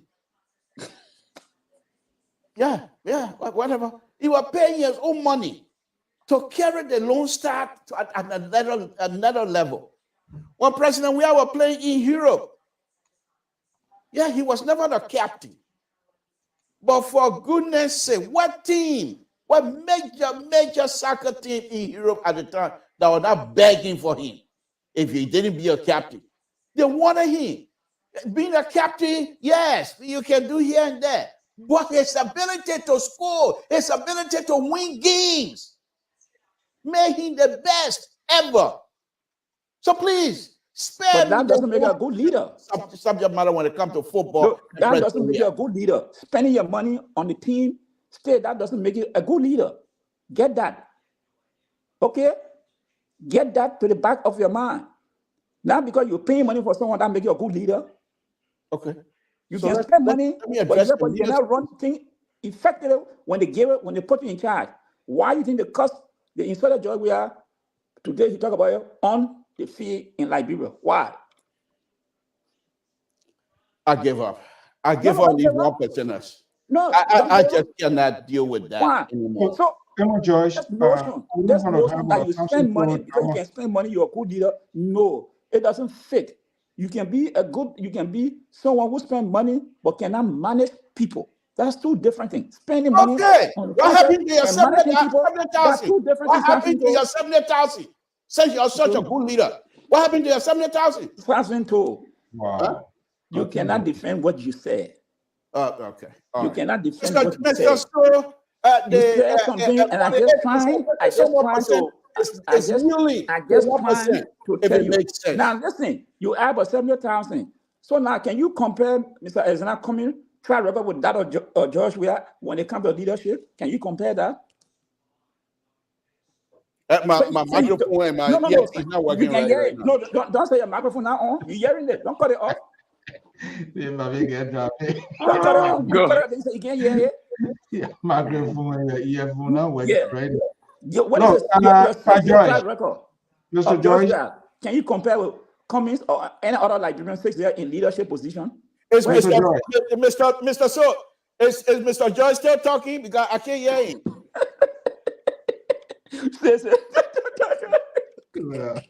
Yeah. All people are Rasta. You can't hear. Okay. We have the number out there, 682-433-8802. The number is also available via WhatsApp. All right, we have talked about our. When Mr. Tote said, Lord, dive under the water. Don't dive under the water, he said. Don't go under that water. Older now, you know, eh? I told you something told that good person to hang around, but Terry will get his shot, Sissy will get his part, then they will come back. Okay, so guys, let's talk about what we hoping to see, what the future of Liberia, and a little bit honest here this event, despite folks' support.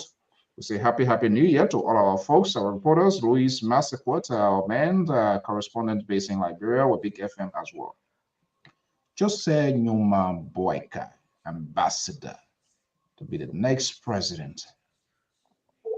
What is running through his hair as we speak now? The nations is on air. But by the way, there are some indicators. You can see an indicator of a leader. Courtesy of Spawn Network, our guys, they wasn't able to make it that today in Bangabon County. I'm going to show you a little excerpts when his convoy rolls down the street to sympathize with.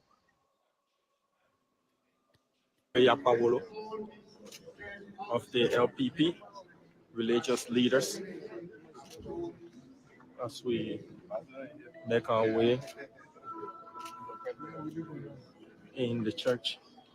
The Unity Party speakership candidate, Representative Richard Kuhn of District 11, Montserrado County, GMB, and the incoming First Lady.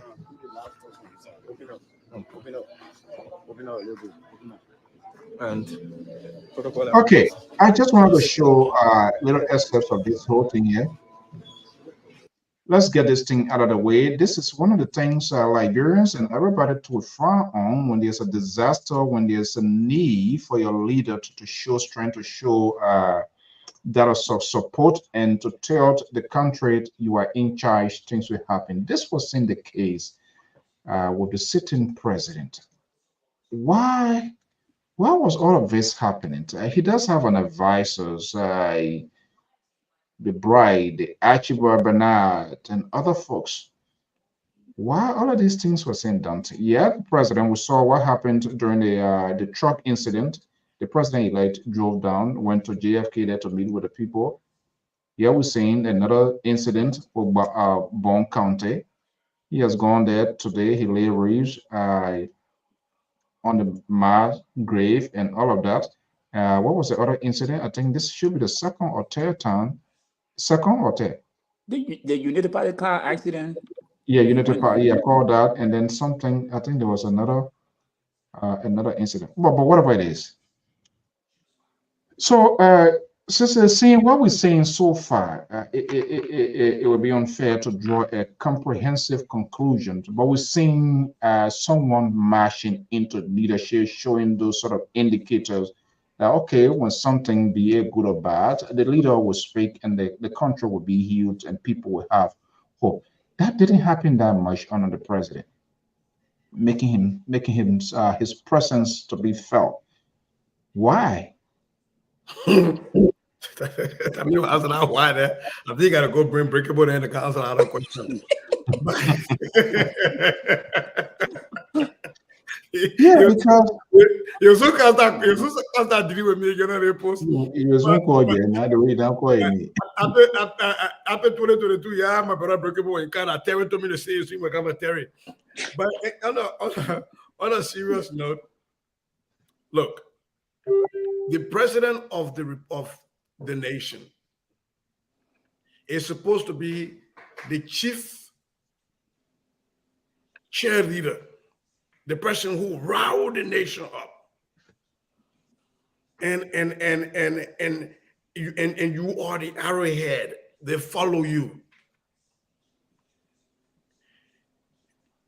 The rabbi, the Reverend George Weah, has spoken most recently so many times in church.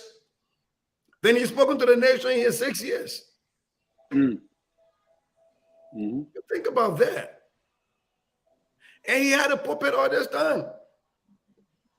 And he had a musical studio. Well, actually, he released Lion Man. So he spoke to us on Lion Man.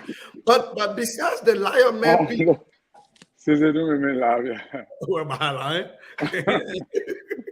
Tell me that. My inbox will be full again after that illustration. You were doing me. But on a serious note, when you have tragedy or when there's confusion, people rely on people in authority. They try to mirror your energy as the leader. That's why people look at you. In your house right now, if you have kids and something happens, all the children turn to look at you. If you are there confused in a crisis, all the children are going to be confused along with you. And I know this is sad and this is a bad example, so I apologize. But that is why in Liberian settings, when there is a death in a family, you'll find a man sitting stoic. You can't cry. Because you want to set their tune. And so we depend on the president of the republic to speak to the nation in times of crisis and in times of joy. The same way he elevated that little kid that found that money in Niba County. And people, for their short time, Liberians were feeling proud. And there were people wanting to be their kid because the president of the nation had elevated that. But sadly, I don't know where to drop the ball with President Weah. Many things happened. And folks were expecting the president to speak. And there was silence. And the times that he did speak, I'll borrow Mr. Todd a word, he put a foot in his mouth. When the auditors were found dead, he said, the poor remain on my belly. You know, so I don't know what the handlers were doing. I seriously don't know. But I think Joseph Yamabuaka and his group, they're learning what not to do. By the way, the bar is very, very low. So for me, this is not even something I want to congratulate him on. It's almost like those people that be in the street bluffing. I've never been to jail before in my lifetime. Yeah, my man, not be going to jail, but we're gonna get you a cookie for that one there. You know, so the bar is very, very low. And the CDC said the bar really low. But this is what we want. We want a leader that humanizes people suffering. We want a leader that humanizes people achievements. Right? And so they started on a good footing.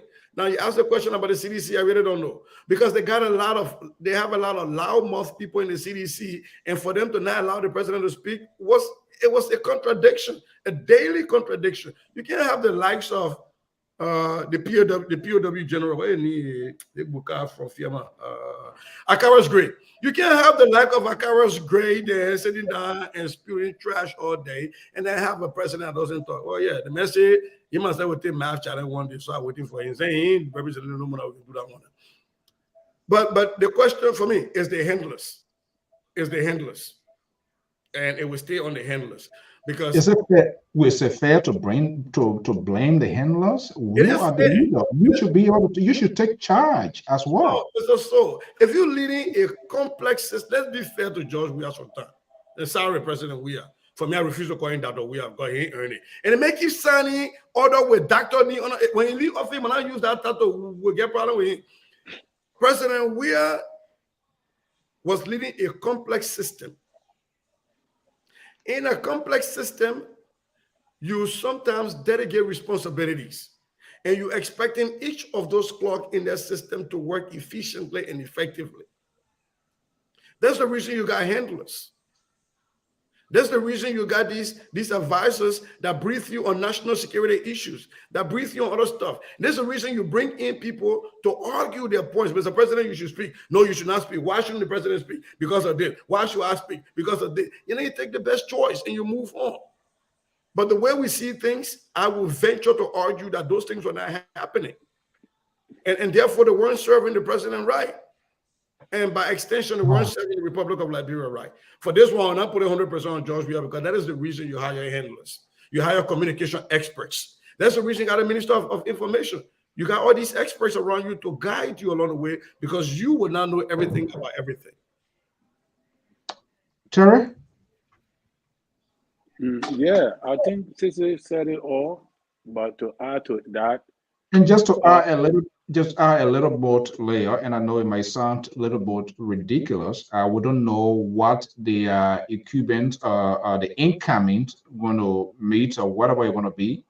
Can he afford someone who been there before, within the proximity of the presidency, close or next step to the presidency, knowing all of what went on, and like the liberal said, some of these votes for a variety of reasons. And I remembered our guys, they went to when when uh, Ambassador Boyka was announced, there were some people that went there. One of the ladies said, "We voted President Weah. It was for the country." You know, when people talking, sometimes we listen to them. That's why people, there's a signal. They could be good, they could be bad, but there's some sort of signal out of many things. Somebody will say you gotta grab something. And that lady said, "Yeah, you know what? We voted, but when he got there, he's turned his back. And not just want to turn his back, he divided this country. Sedition and reaction. And so we decided to tell him the majority are the Liberian people are in majority more than the sedition and the reaction." That was a remarkable thing. Let me just okay, somebody calling me. That was remarkable there. Can Ambassador Boyka afford to give any excuse, anything will it be justifiable, seeing all that is unfolded in this 2023 presidential election to see where he is today? You no, can, and that is what we expect, that Ambassador Boyka should not give excuse. You see, President, we are actually lost touch of the people. That's one of the major reasons why he failed. He lost touch of the people long time ago, and he lost touch of his allies. And if you look at the elections, President, we had a huge number that I myself was surprised that he could accumulate that much, in as much as he was not in touch with the people and even his base. But the problem is that the Liberian people, they are not carried away by all of the things we do on social media. And so there are some people that don't even listen to us. All right. The Liberian people are very easy to fool because they have not seen much. So they don't know much. So when President Weah was doing the small development here and there, they saw it to be a big thing. Like President, and because already this guy was popular, he's popular already. So he just needed, and he came to power without doing anything for the people. So he just needed to do little things. And those little things he did, even though he was not in touch with the people still hail him for that. The major reason why President Weah lost these elections was because he lost touch with his major allies, like the like of Prince Johnson. And Labour said something when he brought in the football game, and people said, "Oh, there's that." I saw a repeat of the history of what happened in the game, happened in this election to President Weah. He brought out of the field. If you can remember the game between Ghana and Liberia, that should have given Liberia the edge to go to the World Cup. Because Liberia, President Weah did qualify Liberia to go to African Cup of Nations. If you can remember, we played Algeria and that game ended 2-2. President Weah did success. But what he was supposed to finally qualify us for was the World Cup. And there was the last game was supposed to play between Ghana and Liberia, and we only needed a draw. Draw or win will qualify us. President Weah started bringing major players down from on the field. Last minute of time. That's the reason why the people blame him. So I saw a repeat of that in his leadership. And that I think that what Labour are trying to point out, but people did not see it from that angle. And I capture it. So it was like he took out of the game major players that could have helped him to win. Look at President Weah claimed all the votes in the Southeast. The only area that gave him hard time was Nima County. That the only place. And what did he do? He brought down Prince Johnson in the major time in the game. He started bringing those players down. So he lost touch of his allies. That is the reason why Ambassador Boyka took advantage of it. Ambassador Boyka took advantage of his weakness. The moment he brought those two men down, Ambassador Bugger said, you know what, I'm going for Prince Johnson. Y'all can say anything you want to say. I'm going for Prince Johnson. The reason why President Bugger is the leader today is because he took advantage of the players that President Weah brought down from on the field in the dying minute, the most important time in the game. So I think that President Weah lost touch of his ally and he have lost touch of the people. And that is why he don't even have empathy to show that respect to the dead, which I think it will haunt him for 2029. But I'm still thinking that Ambassador Bugger is incomplete in what he did today. All right. My view is that I expected him to have gone with Jeremiah Kuhn. But Jeremiah Kuhn was not on the team for whatsoever reason, I don't know. But I think the both of them together would have sent or would have been complete. His sympathy would have been It sounds complete. like, quickly, I don't want to put word in your throat. It sounds like he started packing Jeremiah Kontu in the garage or what? I can't say that now because I don't. Most likely. You know, yeah, but that to me, it don't send a good signal because these people burn to ashes. Look, I saw something that shocked me. And that is why I'm saying why President Weah did not say something. These people burn to ashes. And right now they're telling me that it's okay. 65 Quickly, persons. not to interrupt you to go to the court. Do you think maybe President Weah could have made a last-minute time punch to have shown up there as well? Sure, Mr. Weah. I mean, the water dry already. Yeah, he should have. Right now, if you go there, people will think that because people talk. So, and you don't want to be the first. You don't want to be the last to go there after the president elect. It shows carelessness. I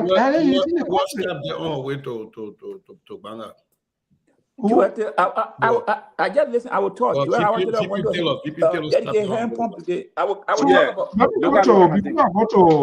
Elvis, are you there?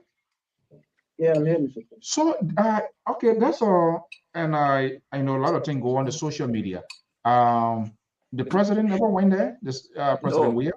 No, he ain't a vice president. But he sent it's not my time. No, she didn't go there. She stopped there on her way going. She stopped there. She stopped there. She left 1,000 at home. Yeah, on Monday. Maybe. Okay, hold on. Let's bring in Elvis. Elvis, good evening. We say happy New Year. We praying we all just rose in here. Good evening. Good evening to you, Mr. So, and happy New Year to your team there. I like your regalia, you, Mr. So there. The man, borrow my star. The man, you saw me wearing the thing blue. You get jump. The old man, he not even changed. He's small brother me. I wear my Ghana. You know, some people were praising. He jumped running inside there with, the other chief were Bon County. I remember those days during Dota Chief Bengba. No, one they had one. He was a other chief counsel. One County. Okay, so Elvin, let's hear from you. We try to profile what went wrong. You support this president here. Why you think? Where is the break-in gap? Was he really? I want to disagree with Terry. I think his analogy, it sounds good on the surface, but you have to look at the nuance of the situation when it comes to Prince Johnson. The United States undoubtedly put their thumb on the scale of these elections. They explicitly told the Liberian people, in essence, that Prince Johnson was a persona non grata. Don't touch him. What about Maggie? Then how you went to Maggie? Hold on, let him make a point. Let him make a point. Prince Johnson people was told that anyone doing business with Prince Johnson will be sanctioned. And what was Prince Johnson asking for? He won $7 million that the people of Nima were owe, or else he will not support this president. It will be contingent upon if he gets that money for Nima County, in order for him to know if he will support the president. He openly said that. So whether it would have been in reality or not, if Prince Johnson would have endorsed this president, it would have been assumed that the president had given him either all of that money. You owe the people, County. So the point about it is that Prince Johnson was not supposed to be touched by this president. because he was doing pay for play, and he explicitly said that that's what he wanted. In order to get endorsement from him, he's supposed to give the money that the people at Nima was owed, and we know that he was going to take a share of that. Are they owing that money? Himself. Aries, are they owing that money? That's what Prince Johnson said. So what you say? Right? The money. When you say that your support for a political institution that you have an agreement on is contingent upon giving your county a specific amount of money. No, what I'm asking is, no. For the county, you asking for his county. Then you're putting up, you're doing pay for play. Exactly what you're saying. The man's a senator for the county. He asking for his county for money. So, wrong. I mean, Evis, what I want to know, let's establish the fire. We got to get the audience to get glued to this conversation so they can get a takeaway. My question is, was the county owing, the government were owing the county this amount? He's the senator. Perhaps. Yes, perhaps the government was owing them that amount. Right? But it was not the only county that the government was owing money to. But you never heard any other senators come and say, if you don't give me, you're not going to speak for other county. Support you. You're not going to speak for other county. That means he's dead to a lot of people in the country. But if you make political support contingent upon county development fund, then that's almost like extortion. You can't hold this president to ransom after you've been sanctioned for that. So my point is, when Terry is just talking about Prince Johnson not being on the field, the president was already warned that Prince Johnson was a sanctioned individual, and part of the reason he was even sanctioned was the business he was doing with political leaders, i.e. Ellen Johnson. Didn't he do business with George Weah? So that was something that, go ahead, Mr. Sir. Yeah, so before I go to the next person, I see this to be the cardinal fear of seditions, or even the president leaving Kensler here going to Prince Johnson. We're getting on the defense committee. Uncle Sam came in and stepped back and been sanctioned. So it's like the president didn't want to take a risk. Now the ambassador said, well, politicians are noted of taking risk.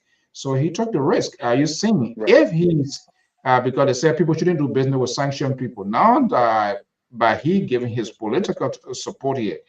So if Uncle Sam don't take a stand against him, will you see this as what? Would that be a double standard? There you go, Mr. Jai. Look, America is an extremely sophisticated society. They know how to use their soft power. They will do things to manipulate things that if you're not smart enough, you won't even see what's happening before your eyes. The reality is America used Prince. They knew the power that Prince Johnson had, and they knew that with Prince Johnson, we are wins a landslide second term. They knew that. So those powers that be who never wanted to see Weah back there, whether because they felt like he didn't perform enough or he wasn't towing their lines, they wanted him not to get a second term. Okay. And having Prince Johnson would have been an easy second term for him. So the fact that Boycott now went to Prince Johnson, a man who he said and picked Prince Johnson, political godson, who he said will be a person will reflect his thinking. Jeremiah reflects Joseph Boycott thinking. I'm sure you guys are talking about the renovation that's going on in his house. You know, the 30,000 Rolex that he's wearing. His whole demeanor has changed. Who's that now? That guy is who we all thought he was. I'm not here to criticize him, but I'm not surprised when these things are starting to happen because I said on other platform and I said on your platform. Joseph Boycott is like a mafia boss who sits back and let other people do his dirty work and bring them, the things that they do from that work to him. You have Lebanese. So, George, how can the CDC allow $180 million drugs? Okay, thank you so much. Okay, President, he didn't do it. How can the CDC allow $180 million in drugs to go? Well, that's the privileges and immunities involved in being in that place. So, you do for me, I do for you later. Okay, thank you so much. Let me go to this number here. We'll soon wrap up here. 203. Are you there? 9037. I'm right here. So, okay, let's hear you. How you guys doing? Happy New Year. Same to you. You've been following the conversation. Let's hear you quickly. So kind of hearing, Terry, we talk about all the talking about Liberia laws going to the World Cup because of the decision President William made at the time he was the captain for a long staff. You know what he said? What he said that it's not even true. It got no iota of truth. So, but they were wrong with that. kind of But explain the truth to honor. leaves the narrative. Explain what happened again. Yeah, let him make a point. We're not going to go back. That game back. FIFA not going to bring that game back. So what's the point? Go ahead quickly. That the whole thing. Yeah. So my own thing here is President Weah is making headway, like I said before. He making what? Making headway. God have mercy. With what? He has been nominated by a big name area as the man of the year, and they put things in place. I mean, in the auditorium that they wrote, they spelled out some of the things that happen in Africa, cause chaos, coups and coups and coups. And President Weah came and changed, making sure that African leaders will follow his footsteps by showing democracy, even to the extent where even in the West we live, democracy was throttled a little bit here, or it was tempered with. But yeah, a full country like Liberia, a man who they consider knew nothing about politics, a man who they consider in depth, teaching the world the democratic principles or tenets of the democratic tenets, right? So we do not talk about these things. And then where I find at the media honor Joseph Boakai. He just made a point. And then my own brother Soul said that's the immunity that comes with the office. When President Weah was fixing his house, he broke his house down because that was the immunity that came with the office to build his house on Tell what are you talking about? I mean, let me say, what are you talking about? Tabata with confidence. To break your house, that's a humiliating camp with the presidency. But his own press secretary, listen, his own press or deputy press secretary created a convoluted case and said that was his son and little by Walker. They were unable to explain. These things are happening. They just also that.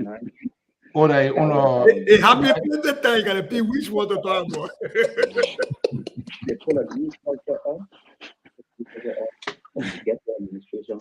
The media pushed the narrative that. So what did they do in response to the media? Just come in. Yes. What did they do in response? Because the media will always be there. People will always be there to search the truth. What did they do in return to? They went and told us say he was renovating his house. He was fixing his house, and that was the presidential immunity. Today, we're not hearing radio stations carrying out. What is it? What law you quoting? What immunity gave the president? The consultant. Welcome, sir. Thank you, sir. That's what I said. Let me tell you, gentlemen. Okay. The way the media treated President Weah, I can tell you. You must tell you see that we're coming to again if we get fair against they are trying to play softball with Joseph Boakai. And that's the reason why we will still be here. The way they treated him, whether they were the media. So, okay, quickly before I go, we will soon be wrapping us at Camilla. So, do you see the defeat of the president fought as the work of the media? The media, the one did the work, did the work against the president? Is that how you feel, or is that how other citizens feel? Well, 85% was media propaganda, largely strong media propaganda. Were they false? Who? Were they false who? Yes, big time. $16 billion got missing. Big time. $25 million got squandered. Big time. Okay. The auditors? So, the auditors, the President Weah killed auditors. That's not what I'm saying. What did the government do in response? Even these people. The government investigator came to a conclusion, but the Liberian people, through the media and the opposition, did not accept the outcome of the investigation. Like they didn't accept the outcome of the $16 billion. So the media amplify it, and the Liberian people, being gullible, agree with them. But today, I'm telling you, moving forward, the same game that they play for 6 years, they play these 6 years are coming. Who? And let's see. Ask the man what media host nominated Joey for Mayor of the Year. I'm trying to research it. I can't find it. Can you help us, please? I'm gonna send it to you in the chat. No, but just call an email. You gotta do it. You can anytime you're sending things CDC, I can send it in the chat room. Everybody listening, just call an email so we all can do the research. I'll send it in the chat room. You see, they will not read that. Now what they can do, we never read. And I comment about it. Okay, thank you so much. I'm sending it. All right, thank you. I mean, this guy continue to So- put the same line. Okay, Mr. Malik Mr. Jones, good evening. Huh? Mr. So, Yeah. I want to make a comment on Ambassador Bakar visit to Bon County. But it's a roundtable discussion. Why you can't wait? Cesar and Terry has spoken. You and myself, Malik just came when I spoke. So why you can't wait? Why you asking? Why you can't wait? Let it call you. Very good. Steve. Mr. George, thank you very much. You will be my deputy, or you will be my principal deputy. You the one I get medicine for This is not a labor As speaker and deputy speaker, minute all now. Yeah. But Joy, you gotta be careful. We gotta start asking one another for credential. Yeah, for that, I say, Bobo Timber, for that, Bobo Timber, got force credential. The man where you're watching. Okay, let's make progress. I think who was about to speak when I intercepted? Was that you, by George? Yeah, but let's ask him to go ahead. That Monsignor, let him go ahead. You caving into something too? Okay, you're not in charge. So if you forfeit it, I will determine where it goes. Let me break in my own Rhode Islanders here. Jones Octavio Mali. You see, suffering for your put your hand like this. I don't care. Let me break in Jones. The Moja boys. Mali Jones, good evening. Yeah, good evening, panelists. Mr. Collins, Mr. Goya, Mr. Toole, Mr. George, and you can elaborate. Your network clear. Yeah, he's shining. Oh, you're back in that. Yeah, there's something called change of location. So you change your location. Okay, so Mali Jones, good to have you here. It's better than never. On a serious note, it seems to be we are turning the page in a very positive direction as we enter 2024. And I just heard one of our panelists crying foul that the media was able to, what should I use, devoid the CDC. But the only thing I want to say here is that I think CDC shot itself in the legs. You have an information minister that don't talk. They are tablet. So what you want for the media to do? The media will continue to always speculate. Always. And if the president-elect information minister take the same trend, it will going to happen. But I'm sure, I want to believe that thing is not going to repeat here again. In the first place, we are, according to my own assessment, was never media friendly. That's the first thing. He thought the media were always after him. No. The media are not after you. But when you set the agenda and you set the tune, trust me, the media will pick it up and run away with it. And most of the time, from my own assessment, Georgia government set the tune for the media to ready play in CDC backyard. Okay. Yes. Let's bring in the liberal now. I grant him clemency, just how we are there to Samuka. So let me just bring in let me bring in the liberal. Yeah, he can come now. The liberal. Yeah. We are one. For that thing, I can't understand it. Yeah, he go as anything then. They want by can't even help. So what should the guy you support now in the next coming days, week, he will be in the Oval Office, be making some consequential decisions. What do you really be looking forward saying? I strongly believe the structurings of the government, the compositions of the government, because there are different pieces and parcels put together to get him to be where he is. The accommodations of those people, that is very vital, that is very key to see a stabilized system. Oh, somebody was calling from Liberia. Oh, okay. Maybe when a person call back, I will let you know. But go ahead. What is your key points you're watching to see? What Mr. So what I do know, Ambassador Baka does not depend on LPR to function. Let's get it. Is that what? That's not a question I asked. I'm just telling you. You coming out here earlier to tell us all kind of question, your uncover question. We got nothing to do with it. Ambassador Baka is functioning fair and well. So we don't need you. We don't need LPR to function. Let me put it that way. Now, we go back to your early points. On a very serious note, Mr. So, I keep saying this here to many of you on this line, and usually I will say I'm from the countryside. Ambassador Bakai is quite different from President Weah.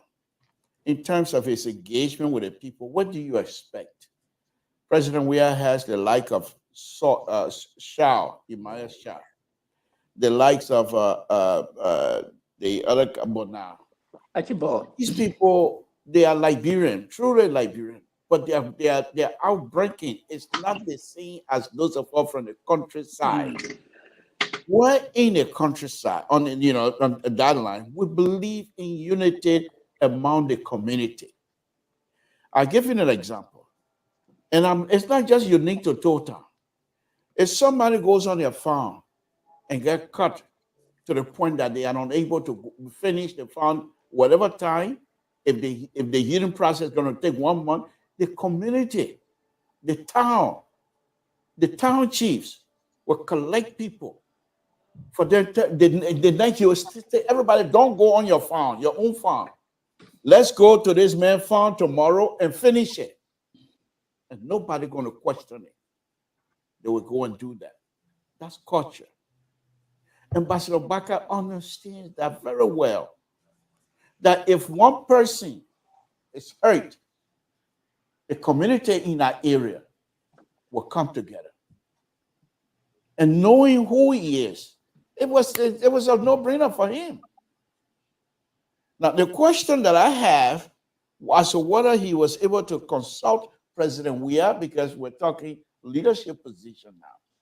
So I don't know exactly what the play is, but as far as his outbreaking, if Ambassador Baka has not done that, then we're going to question it. But his outbreaking, his own community involvement, demands that these things are done like that. And that's why you saw him going there shaking the people's hand. For him, all the other people are looking at, those are all people coming to shake President-elect hand. They're not there for Bon County. They are just there to say, oh, yeah, me too. But President Bakai, I truly believe that his travel to Bon County, it has nothing to do with politics. And the shameful thing that I take out of this here as well, Mr. So, is that President Weah, by now getting involved and talking to the people of Bon County, it's a disgrace. Bon County gave their vote to him. Not only because of Vice President Julia Howard, but they gave their vote. You have to at least show some sense of responsibility.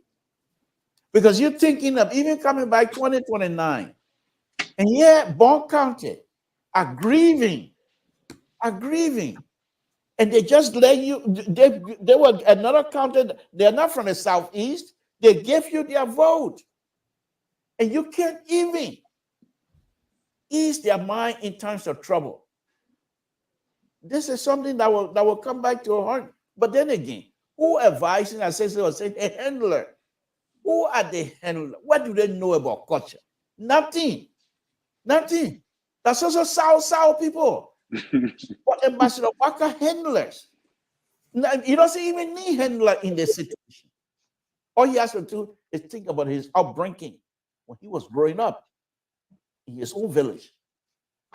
So, Mr. So, I just So you're passing through, you're going there. Is it not the same as the president? no, No. the vice president going there, passing through, going there. She's embarrassed. She's embarrassed because she cannot take the lead. Knowing fully what a president we are is not that she can't take the lead to go past and do those things. You remember that doctor stuff that brought all the confusion between she and the president because they made up which doctor or whatever doctor they made up, and the president said, what are they making? Whatever they call it. It's a big deal here. So Ambassador Mark, Vice President Howard Taylor don't want to put herself in front of the president, even though the election is over. But it's an embarrassing situation. People would talk. All right, let's do the quick spin. Let me see. Let Mr. George come in, and you will hear how much people talking about this from his community. It doesn't look good for Madam Howard Taylor, and it definitely doesn't look good for President Weah. I think this is one of those things President Weah need to take that shame from his face, come back, and talk to the people of Bond County to say, I don't forget you. I'm sorry. That's how men behave. Look, let me say this. Let me say thank you to Honorable Barker, President-elect. Yesterday we were on the conference call. People from Tototown and surrounding villages. And we'll be coming out this week because we have attachment to Tototown. Some of them got relative there, so we know what it meant. But I have said this over and over. I said, personally, we don't like Bond County. He don't like Bond County. When I said it last time, people say what I was speaking about. When the 20 boys got buried in the mine in Bond County, not a word from the president or the vice president. He did the same thing in Nemado for the 5 children when they left in the mine. The president never said a word condolence to those people. Now we see, yesterday, the meeting we had, rough statistics, people that they know that got injured is about 100, I think 139 to 140. Excluding those people, some people have been treated at home who got a first-degree burn. The Red Cross and things trying to go there now in the home to try to identify those people. And people that died up to the present, I think 60 persons have been that graves. It was 50 that the other people buried. Total 60 persons. It happened on the 26th. Are you telling me, do I have a Taylor as an individual? And I sent one word up there to the people of Tototown. And do I have a take the road from Tototown to go to Saneye? That's the only road. Either you go to Phoebe and go down, or you normally take the road from Tototown to go to Saneye. From the 26th, that yesterday, made a brief start, we're going to Banana to dedicate pump. The dedication of that pump, and 60 people have been buried, the people are grieving. Which one is more important?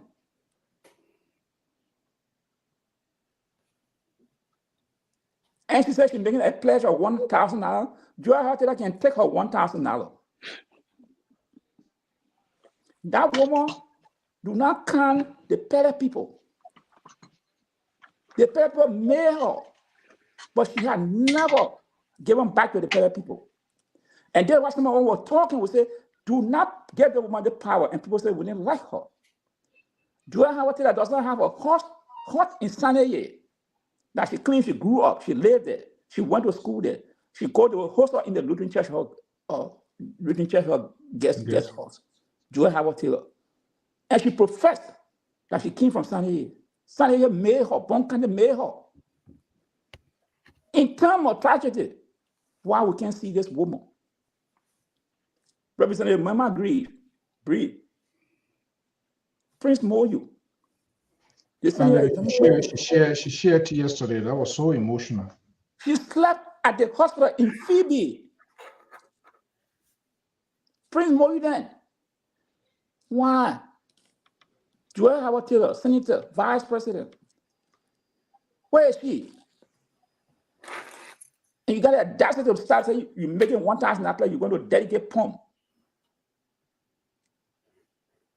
Those people, but it's not strange because Joel Howard, especially we from Lower Bon County, she said we didn't do that. We are deceitful people. She said it before to us.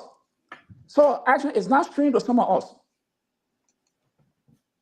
We saw she went to Banga and telling about if you don't join GDC, I will dismiss people. And she did fire people. Most of them came from her, from Sunny. They came from all it.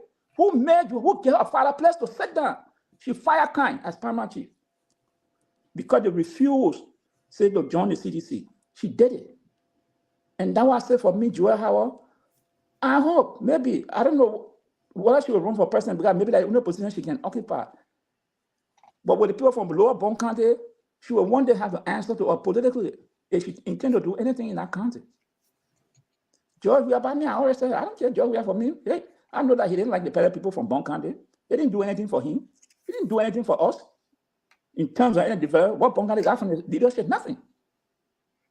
So for me, his action is not surprising because over and over here, I demonstrate that he don't like the people from Bon County.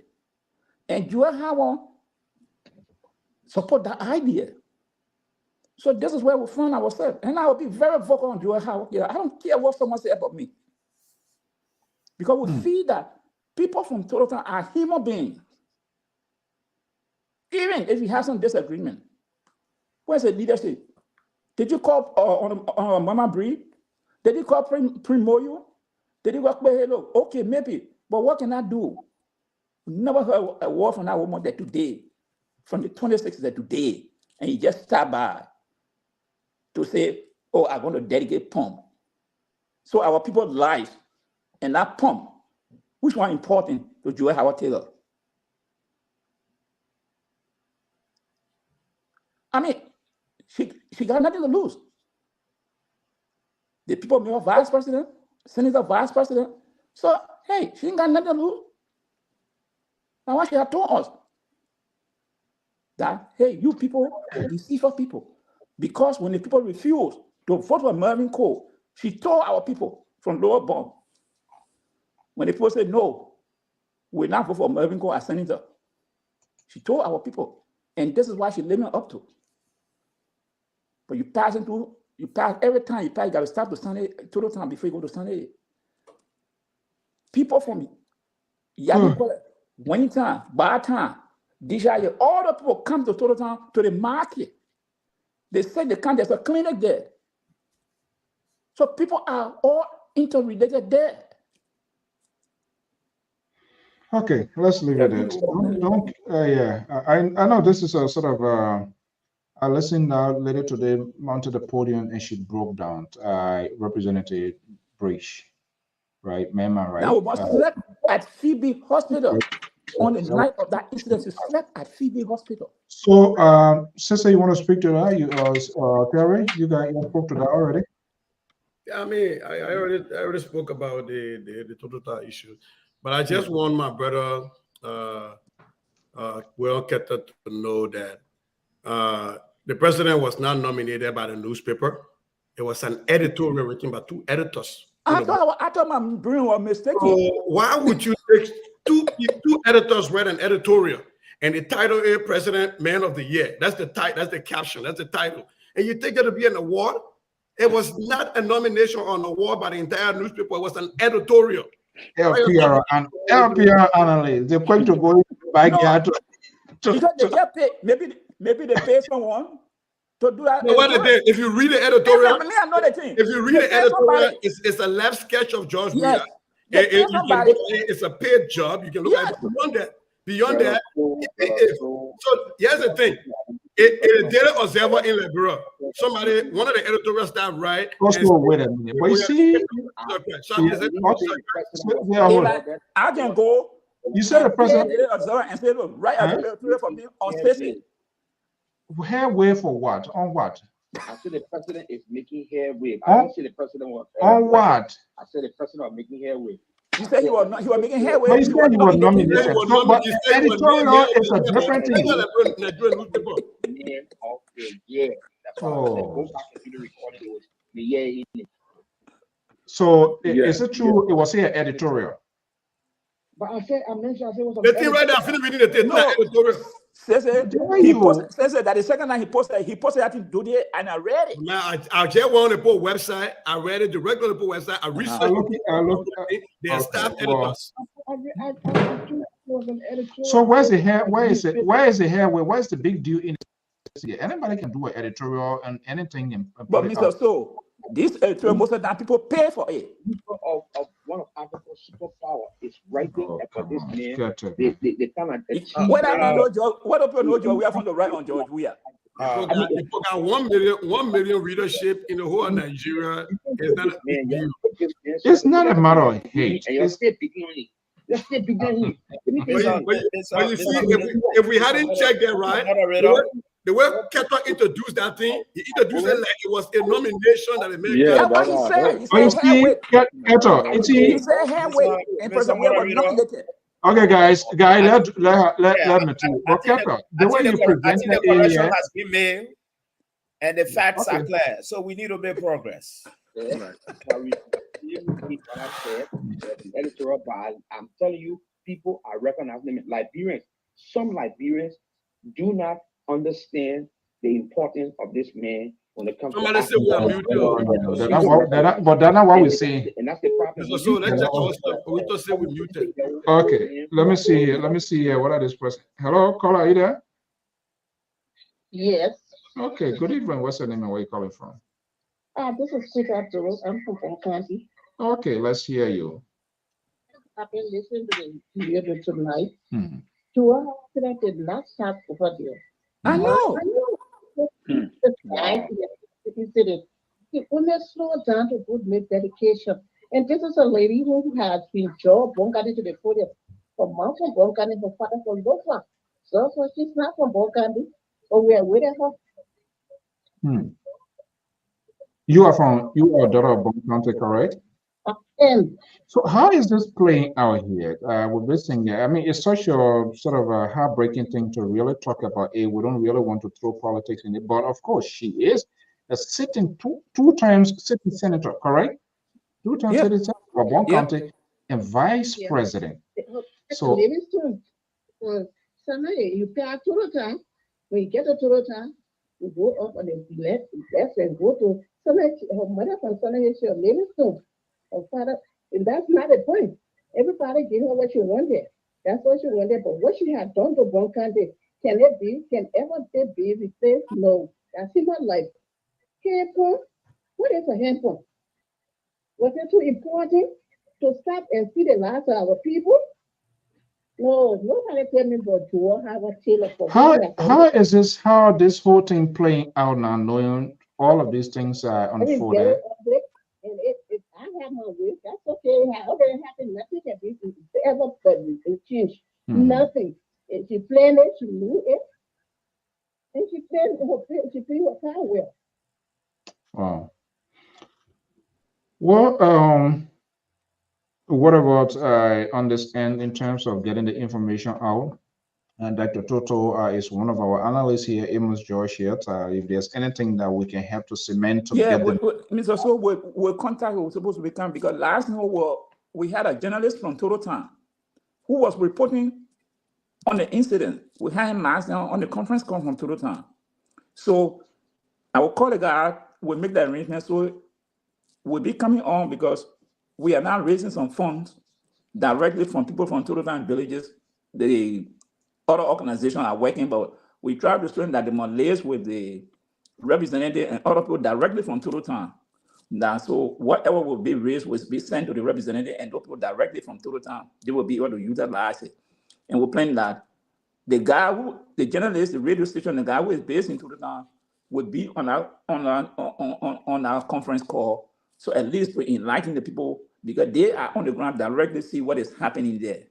so he can be Yeah, on. but if there's a planned event, because sometimes these things happen, but you guys are within the inner cycle, if we can dispatch our guy from right Banga, except that Tin Betin and or what's his name, other guy, they can rush there just in case it's just any sort of planned We're event. planning to get in touch with Lpr-Tv because they're supposed to come on. So I'm planning to call you tomorrow so we can have some discussion with you. But we want to make sure that the conference we had last night was they should get in touch with Why do you want to turn now? Maybe you there. Who that? I got to be part of the conversation. Oh yeah, you're people like What? The liberal. Part of the conversation. Yeah. Okay, Samson told me part of the conversation. I didn't want you to be on when you said. Hold on one second, guys. But you let us know too if I know usually when these things happens, the mothers, the sisters, they are the one that really sometimes move the needle and all of that. If there's anything you plan to do that you think you want to get out in the public, you can call this number, Amos Joy, Dr. Toto. I think this should not be a Bone County affair or Total affair. This is where we should come together as a people, as a country, as a nation. This is how country heals, and this is something that we all can rally. So we are willing to do whatever public relations. If there's anything like a fundraiser, it shouldn't be limited to only Bone County people. I'm sure there are a lot of Liberian, good Liberian, non-Liberians. Those images, I saw the representative, the woman broke down today. I was like, this is no, not. Mr. So it will not be there because we had a meeting last night. Reef on that sort of mild way. It reminds me 1981, the landslide. That landslide, something like this is something is it brings back old memory and stuff like that. So just in case other different groups, organization within the Bone County corridor, they want to do anything, that you guys can reach us here and we can work up something. Yeah, we saw the Mr. So it's not about total Yes, time. is there anything else you want to point out? No, I was talking about the total he knows what's on it now. And I told him those who now this is free that day. Okay. All right. Yeah, so we're here. This is part of our community cause, to do this thing, anything to enhance what you guys doing. You let us know. We can work out things and get it done. Thank you so much. And our prayers and thought goes out to the county leadership, the community, the families, and all of that. This is, look at this time. People life cut short just when New Year. Some of them just, people participated into the electoral process. Their decisions were hard to make their votes will count. Here we are. This is the uncertainty in life that anything can happen. To see where we are, but our prayer goes out to the people that. Thank you so much. Thank you so much. All right. Okay, guys. The time with what? Oh man, why you can't wait for people to call on you to something? No, Samson don't know the working this man government will be a hell on earth because you will wait until his employer brings it. You will be all in the offices to see who coming in, who not going, and that's not how it works. Wait until the complaints come to you. Don't be looking for cases. No, Samson told will be involved because we're looking for money and that the board chairman. So, Jerry, I thought you were a good man too. You just say you're not correct. You know what? I'm done with you. Okay, gentlemen, let's wrap it up for Mr. So, I dedicate this whole responsibility to you. I would back off. No. This is the time. I'm not even going to listen to you. So who you back off? Go find money and let's see what we can do. Yeah, man, they're too annoying. Okay, guys, let's do our 1 minute closing. Thank you so much. I don't know. I'm still going to make it public. I know the Christmas holiday, people are busy. Let us start going New Year. But we plan to have it's overdue. And I know it's sort of repetitive, always saying it, but we will be having a meeting. I think 2024 will be some sort of new sense of direction. We saw what some of the posting coming, people just sending things. We're going to do a lot of changes. I'm going to be reaching out to some of you guys for extra volunteering to get more tags. I know some of you played all more full, but we have to do it.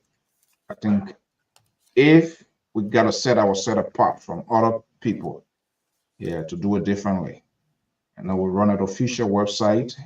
This Facebook page, it carries the name of the organization, so it's an official media of communication. So things going out there, it has to be verified, well authenticated before posted. It can't just be right putting anything there, some graphics and all of those kind of things. They are community guidelines for Facebook on the thing there, but we can't just have people doing anything. You want to put on your own page, that's okay.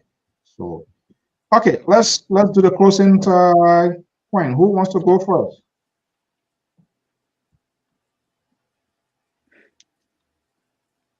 No, Sister Man, you must be the last. Go watch my case. Well, okay, yeah, go ahead.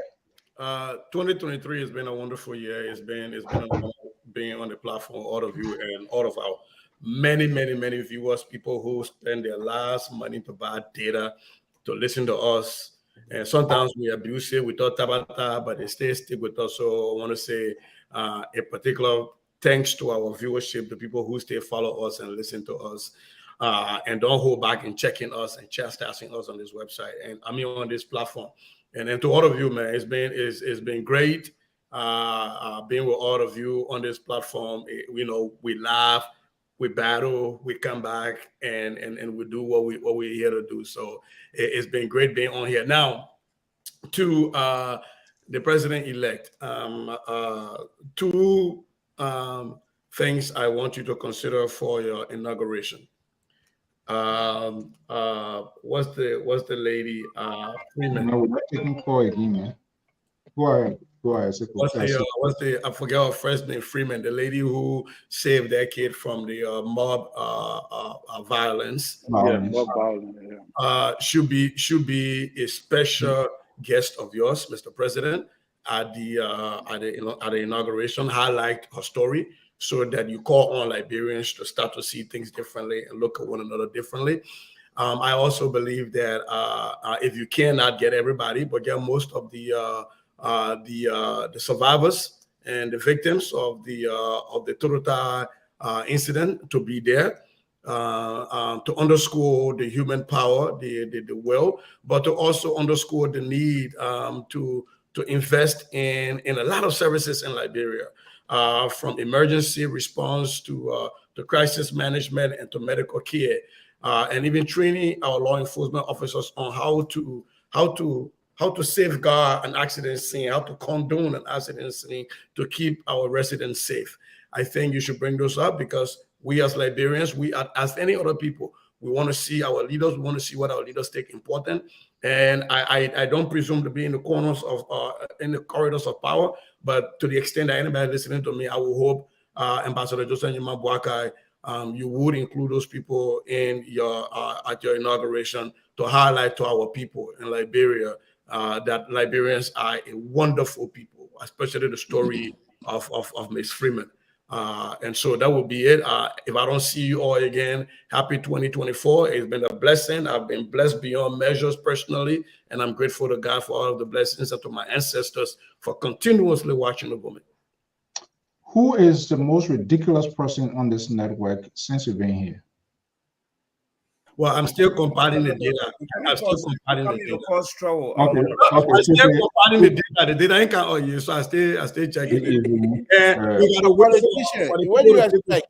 He's a politician. No, are you a person that can't call your name? No, you heard what Grand Union County, former Grand Union County, Senator Ambassador, what's his name? Nabo said yesterday on Spoon when they asked him, he said, "I'm an ambassador. I'm a diplomat. What do you want me to say?" Yeah, waiting for the I get a census report. Then I will look at that and look at my network and see how to figure all that. But I don't have the census. Bye. I know I'm not gonna get anything out of you. Bye. Okay, Terry. Yeah. Okay. So thank you guys for the show, and to Mr. So and Mr. Tool, who allowed me to come on this platform in this year 2023. I want to say, Does Tool allow you or me? The both of you. That's why I said Mr. So and Mr. Tool. The thing not working for me. You guys allowed me to come on the show to partake And now I'm finding myself building a new family with you guys. You guys are very awesome. I learned a lot since I joined you guys. And my senior brother, Sissy, by George, even though we fall apart sometimes, but, and Ms. O'Malley, the consultant, everyone come with a chunk of knowledge to impact the society. And I have already been endowed with a lot of information, especially with the liberal and all his engineering tactics, Yeah, so you guys have been very awesome this year and many years before this year. And that is why I think the show is static and moving forward, and I hope and pray that we will be able to do it better and better and better. I'm looking forward for that. And I want to say Happy New Year to everybody. 2024, prosperous year. We pray God blessings and his riches. But lastly, I want to also say to Ambassador Borka,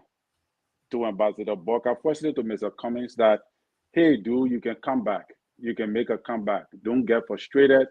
Don't feel down. You can make a comeback. And my strategy to you is to buy out the CDC. Those boys will be broke in 2 years. Buy them out. That's the only way you will rejuvenate yourself. To Ambassador Borka, thank you very much for going. Yeah. So, but before you go, 6 months. 6 months. 6 more. So you extend little extension. Okay. I thought you wanted to go. You want to go? You want to take off now, Sissy? Yeah. Before you take off quickly, let me just make this public proclamations or pronouncement, and the challenge is to us and to our viewers. My last trip this year, 2 times, we tried making an attempt for the FM version, but it didn't work before. That I know it was going to happen. Every government does that. They say the frequency is out. They were not going to give it. And I understand that coming election, nobody going to empower any media if they not, whatever reasons, they're not going to do that. That's of course. But hopefully with a new government coming and the election is way next 6 years, that will give for a good breathing space. We've been operating with SCAD because of the time, that collaboration is still there. But I think we need to stand as a people because we don't want to have like other network people say certain thing and then other sudden they cut you off because they want you to play into their narrative. I'm not all for that sort of children stuff here, but we all got to talk behind the scene and then eventually we can work towards that. This thing LPR must be on ground, just how they get a night. There is no public network in like where people will have their voices to be heard, regardless of their political affiliations. That's our ultimate goal. And a board chair something for is that I can't think when you call kind of you see it showed up high in the air now. Okay, guys, Sister, thank you so much. And look, we are blessed to have you. Terry, thank you for coming on board. We are also blessed. Let's go to Atlanta, Georgia. To my own guy right here in the Ocean State. Amos George. Yes. First, let me say thanks. What about outside of me?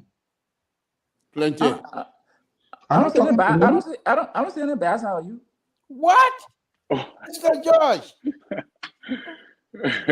I will stay and listen to the rest of the analysts close. You want to call before you go? No. I just want to look at the rest of the crew. I will sit there and listen to them. No, who don't want to sit there to hear me talking? Who don't want to sit there to hear me talking? So, okay, you say, well, no bad side of me, Amos George? No bad side of you. What's the good side of me? I said, if no bad side of them, on the good side, I know of you. Okay, good. No, I have not double crossed you to see your bad side, so I can say it. Okay, so go ahead.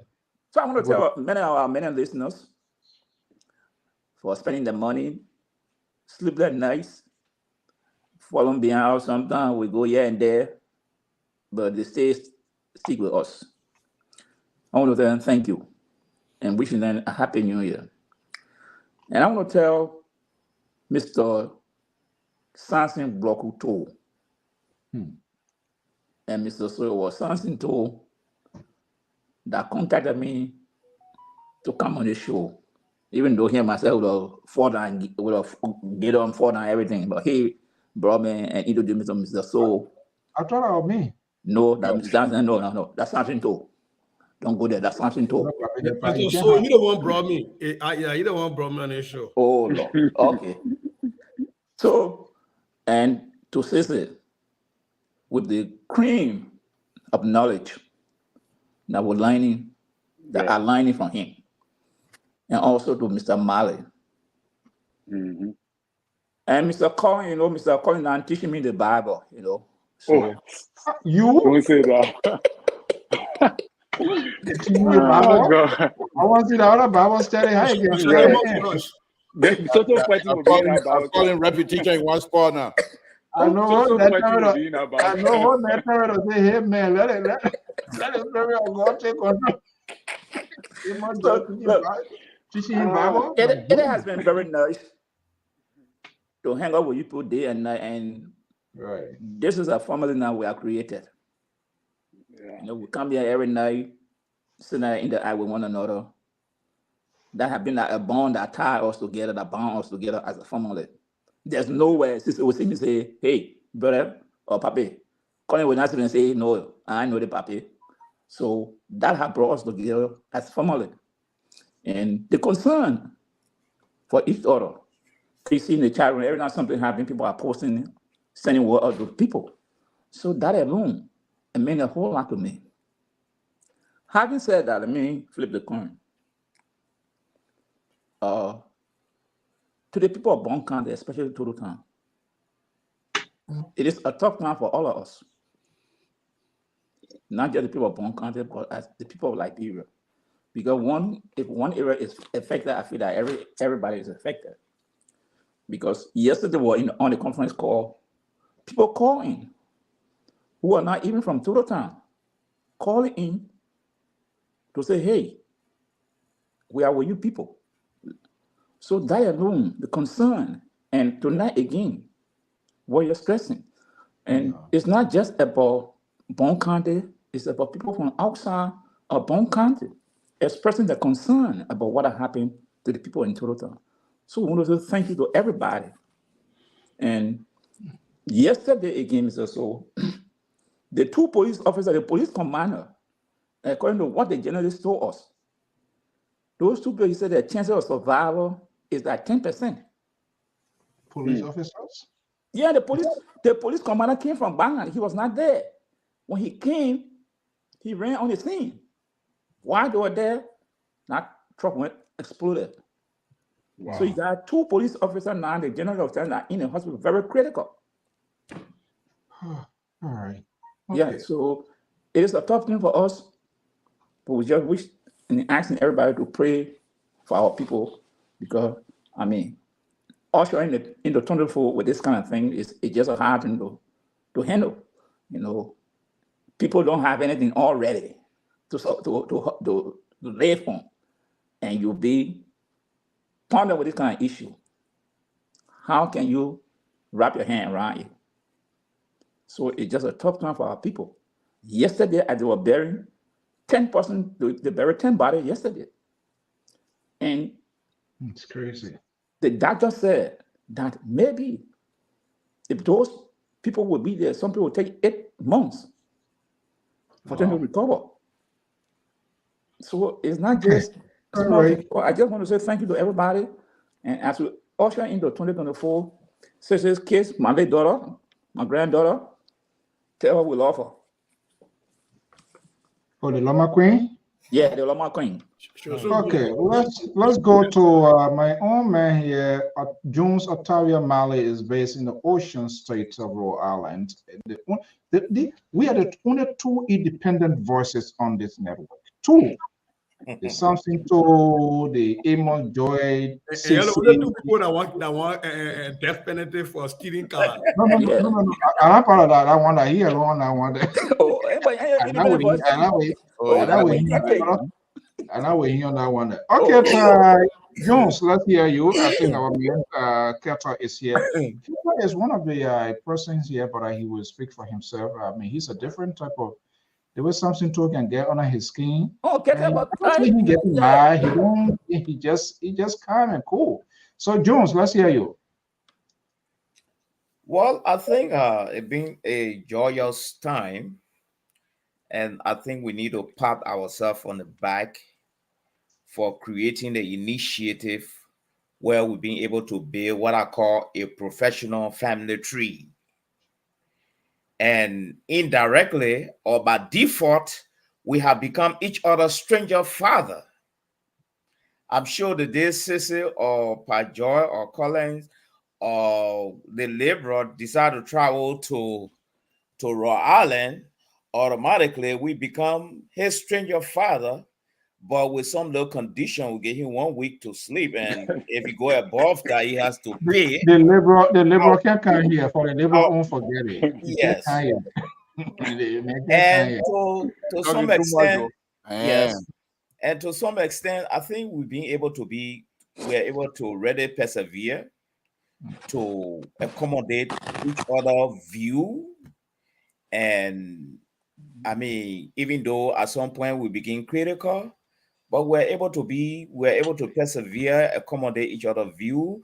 And despite all some of the difficult analysis, we're always respectful to one another, and this is one thing that helped to neutralize these profanities, something we don't encourage on this thing. And our issue of sources, it was very strong. And with this closing chapter, and Mr. Goya just throw one down to remind the rest of the crew that here, when we cook in fats, we have to get our sources straight.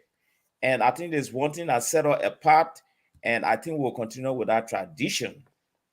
And lastly, to the people of Tututa, I know it's a time where the whole issue is just unimaginable, and with the kind of a heart the politicians have right now, like Joel Howard Taylor, I don't understand why that couldn't have been her first priority.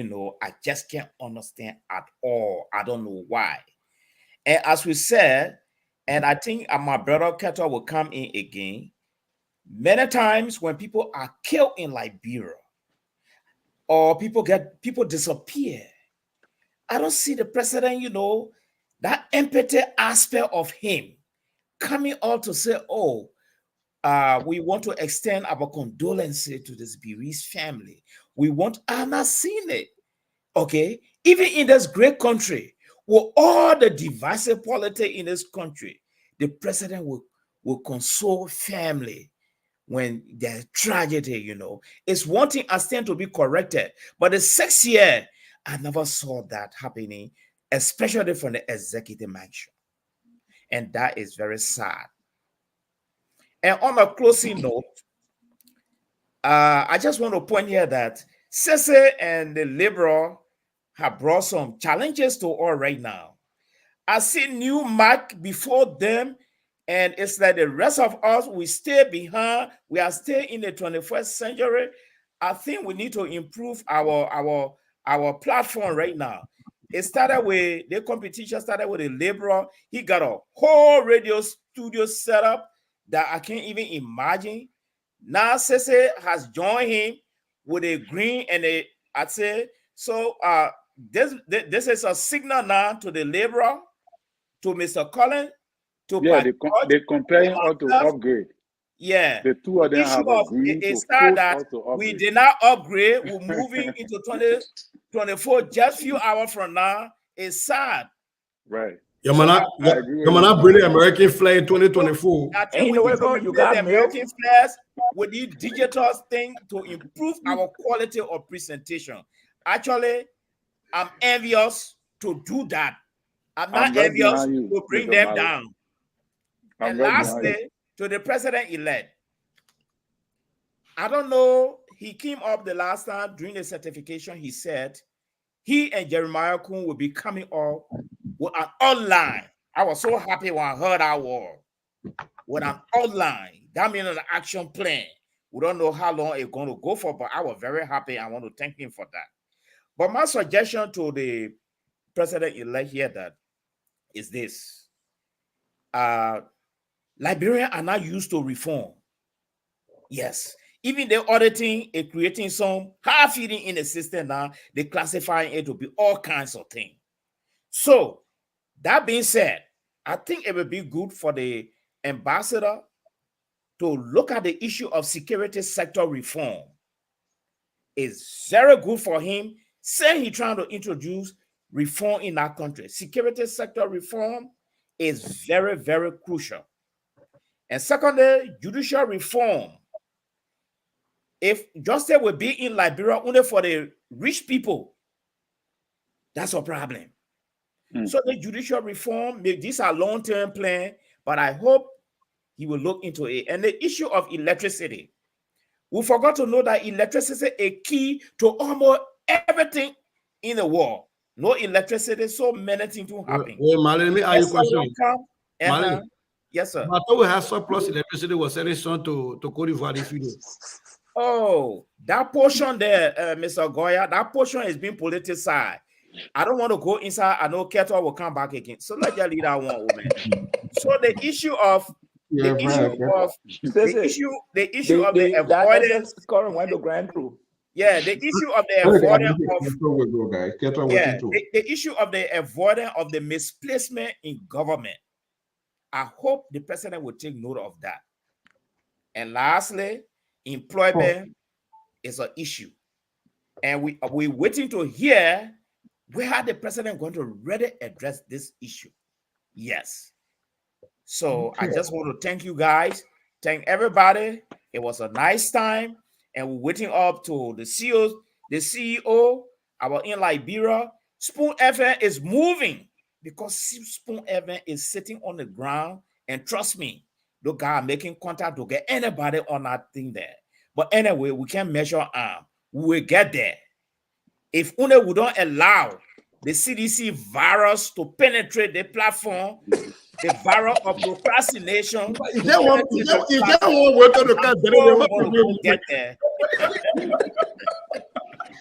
What CDC? What CDC got CDC is spraying a virus of procrastination. The procrastination. I don't want for that virus to enter the platform. Oh my God. Terry, you don't? Calling. Okay.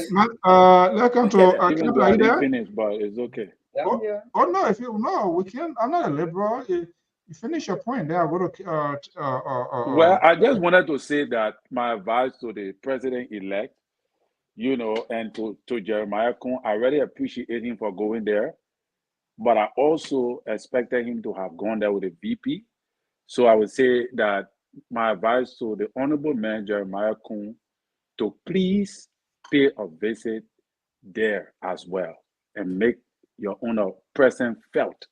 It shows empathy and is a good signal upon the incoming government. That's all I wanted to say. When the president goes somewhere, the VP goes after the president. No. In most cases, the president and the VP will not travel together. They will not travel. That's why I bumped it doesn't happen for security reasons. No. Okay. I would take that. For security reason, it's not necessary.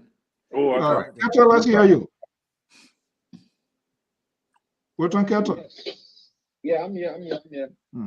Well, thank you all for the show. Beautiful conversation. And hopefully we pray to God to enter the new year, even though other places in the world have seen the new year that have entered, including our country, Liberia. We pray that this new administration that's coming in, a lot of good things will happen for our country. We pray for the success of this administration, because if this administration succeed, Liberia succeed, I succeed, everybody on this platform succeed. So we pray. But we're going to hold this government accountable, the incoming government accountable to deliver on the promises made. We will not stop practicing or demonstrating our democratic rights in our country. And we will do everything possible to be civil. I appreciate this platform for giving me the opportunity to come here and defend the person that I care about.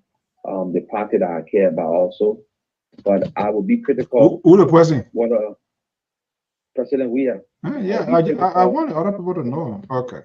yeah, I will be critical once President-elect Joseph Boakai come in, both with the opposition and the ruling establishment.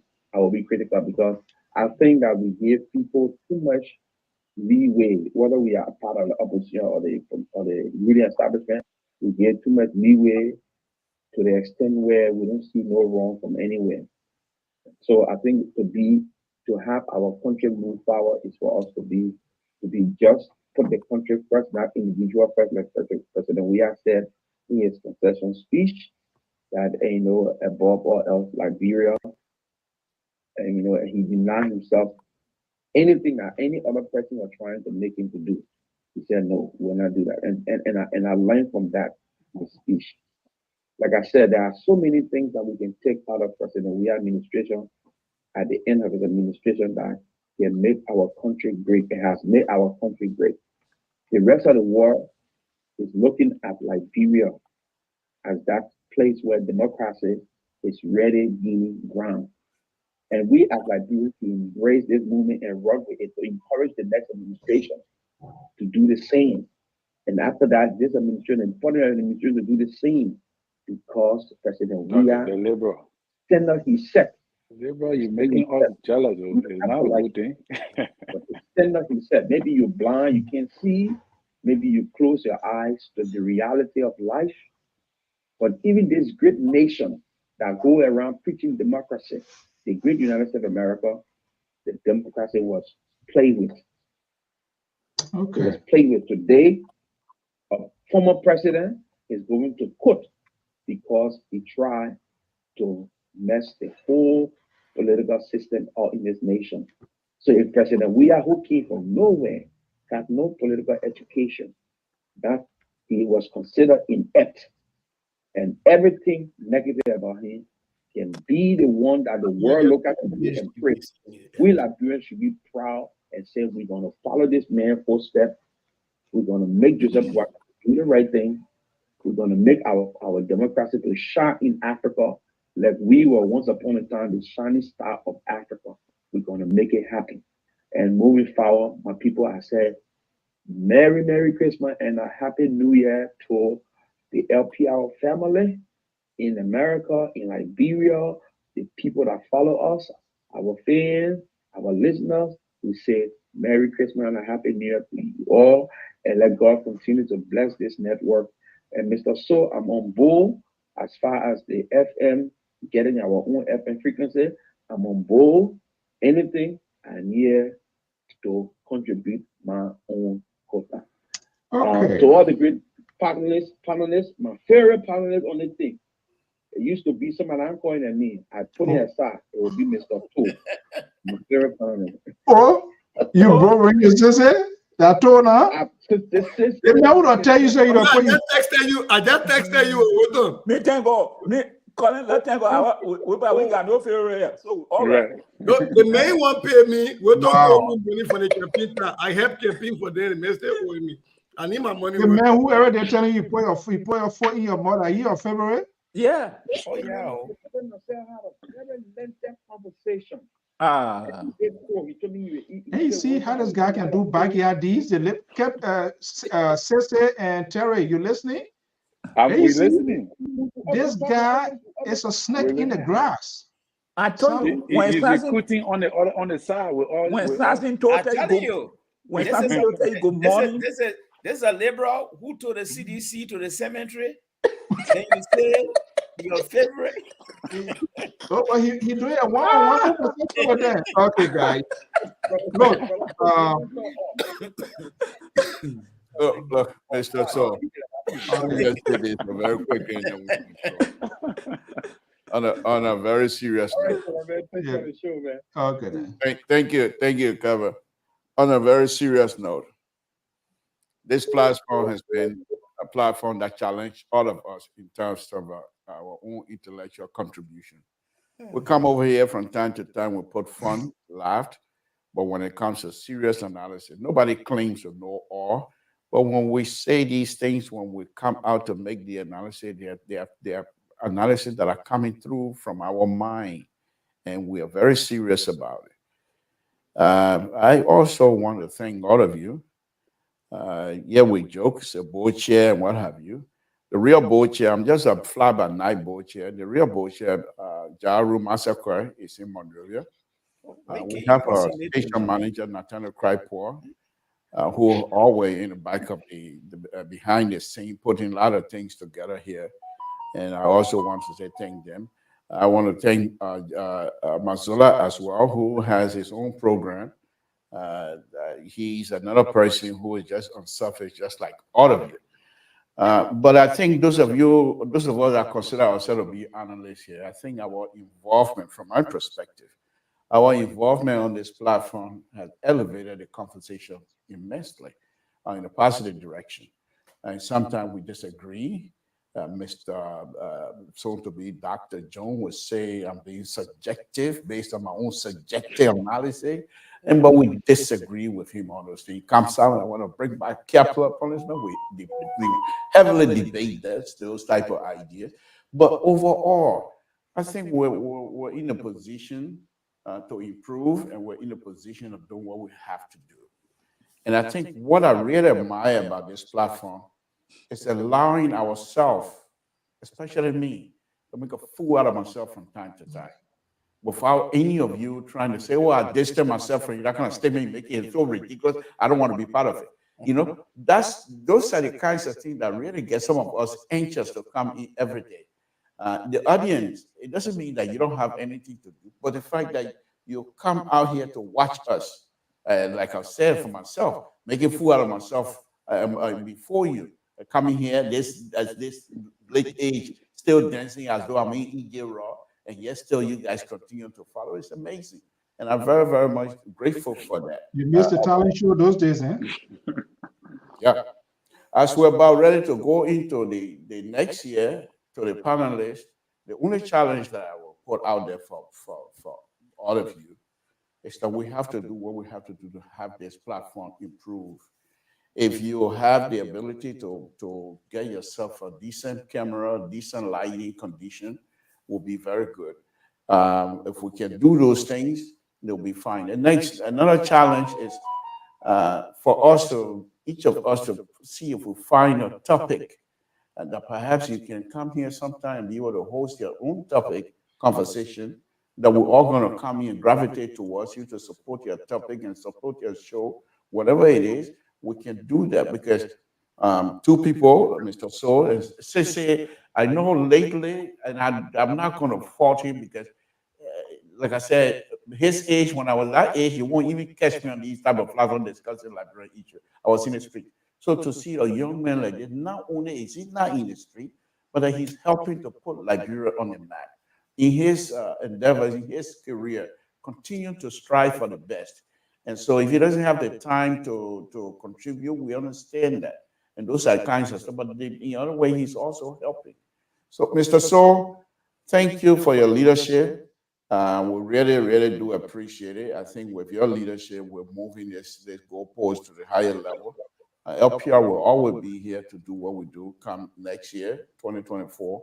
We will do the best we can to support you with your conservative idea, which many of us don't agree with.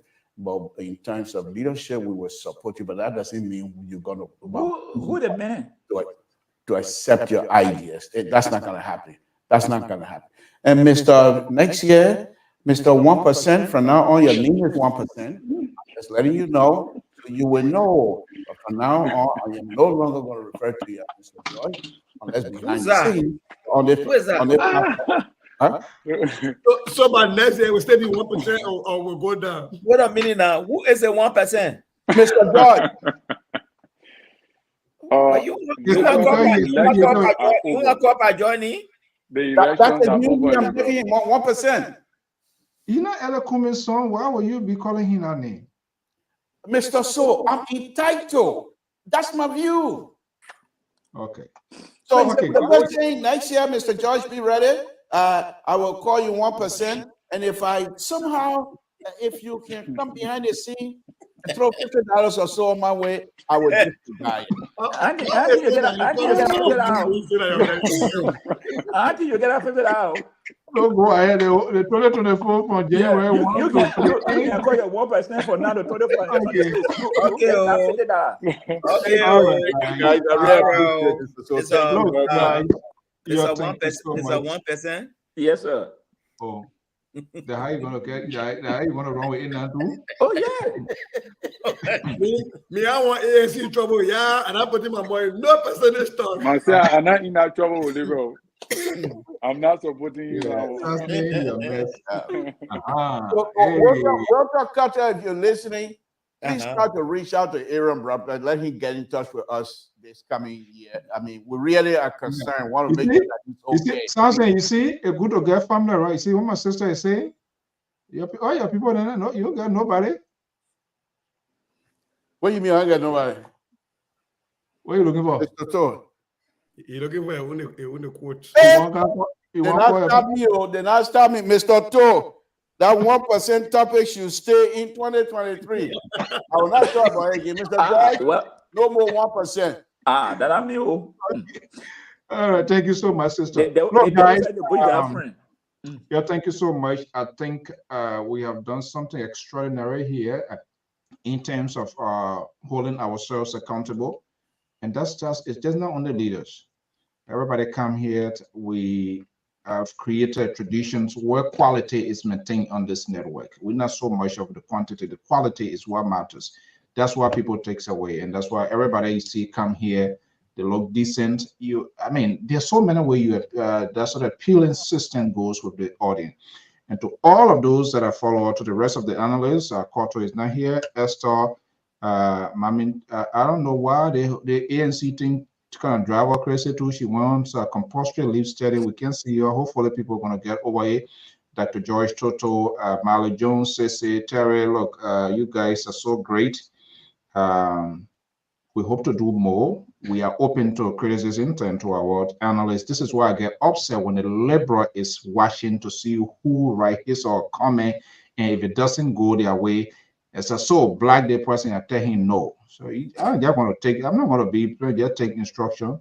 We're not going to sanction voices. We are not going to leave people behind. There's a reason people have the right to agree and disagree with us, and that's the system we should adopt. And people from breaking caveat. Of course, political views must be respected, and we must be able to have these national conversations. Thereby, we'll be able to find solution, and that's exactly what we are doing here. And trust me, things that we do here, do not overlook it. My last 2 trips to Liberia, I said it before. When I got there, I don't know this person. People get a lot of followers. This person inboxed me. Oh, Mr. So. Yeah, can we meet? Oh my goodness, what the heck going on here? I try to look at the person profile. Can something just a follower? Why the guy telling me to come meet? Like real time a day. So I told my boy Mike, I said, okay, well, you can refuse what's behind the call, but you gotta be strategic in doing things. Can you imagine somebody that you don't know a person bought me a purple suit because when I do a car, almost like $75, simply because this person. Yeah, I said it before, something, right? You remember, Mikey? He said, "Why I didn't do it?" Accuse you. Yeah, and that's not the only instance. The second one was all road driving, and my car had issue going to fix the tire, and it's 2 person. The only thing we felt apart was this other person happens to be the fan of the Liberal. Oh no! When you have slip punching your tire, what did a juke do stop there like a $10? The person who stays in that one, and that guy said, no, Mr. So don't pay. I said, what do you mean? He said, well, why should you guy? But the only thing that the problem I have with you, you can shop war and shop. You want to shut the Liberal down and the Liberal now. I like, seriously? Are you a fan of that guy? And he said, yeah. Like, okay, you know what? I give up. So this is to show things that we do here. Fighting for you. you. It's little, but people are listening and people are watching. So this is why when we come here, we got to be very, very, very careful. You may not know them, but they recognize you and they can, come to you. But guys, I want to say thank you so much for everything. And let's see how the 2024 going to be. Marley Jones. Mr. So, I'm having a show tomorrow. You what? I'm having a show tomorrow. Oh my Yeah, God. but tomorrow is Monday, so it's not strange. So why will you make it like you exercising authority now? Yeah, why are you putting on your boxing glove so early? How we're going to go in 2024, I'm not going to back down. We Is will it go asking there. or Anyway, asking to Mr. Okay. So and Mr. Goya, can you people please educate us and send all that link how we can get some of the modern thing that they think are too shameful. Oh no, Male, you just add Mr. This So. black camera that he bought, you know how much for it? No, Pa Joy. Malice. The camera something to he bought, you know how much for it? No. It's $3,000 plus. I'm Yeah, saying that right. Yeah, That's a you see, motion. yeah. You see, he there bluffing when he read it, then he zoom in. Is that a 360 camera? Moderator. What's the name of the camera or something? Moderator. We'll get a But what we're going to do now, so I will need you guys support by right. Technically, that camera is supposed to be in Muse Studio, so we have to preview on That's this what I guy. was thinking. What studio? I'm gonna be What studio? It's going to be with Mr. So or so. I don't know because It's going to be in the Muse Studio. That one. No. If you go that direction, there the rescue will backfire. Because it seems that the labor don't even know how to use that camera. My camera, that 45 camera, my microphone, the whole display that system. I think the rest of us need to go the direction of Mr. Goya because they think here now they 3,000. I don't know what they're doing, what they're taking that bit in the air. I don't even know. So but Male, the man are engineer. The man are, you know what I mean to be an engineer for a whole state. The man lies in like EO. That man got reason, let me explain this. Let me explain it, please. Just give me 1 minute. The reason the intent was to put a blackboard over here where I'll be doing some drawing and stuff. And I will use this like this to come and zoom in and zoom out. And the camera also follow your movement, follow the movement of whatever area you're moving. But wait a minute now. That camera is not for that. Do you have that other technology that bring you back and forth? No, me, I can't answer that one play with that 35. That camera is too sophisticated for that work you're doing, Libra. You're not serious. I thought you were going to sympathize with my position. No, you're doing well. That camera there. That camera. I'm telling you. What's the name of the camera or something? Diving. Those guys that ride bikes. Because the camera, I think it's 360. It turns around. You know that the 360 camera. It's almost like a robot. It got to follow me. It's got a follow me option. It got to follow me option. So that's a very good camera, there, Libra. I must give it up. But we got that camera needs to be relocated. That camera needs to be relocated. Yeah, Mr. Moderator, this is a serious challenge to you because it seems to be Mr. Toe is trying to encroach on your title. He's trying to overthrow you. You're talking plenty now. Good night. Bye-bye. You're making me start Guinea Bissau with you. Okay, guys. Happy New Year, folks. Happy New Year. Yes, happy New Year. All right, guys. Bye-bye.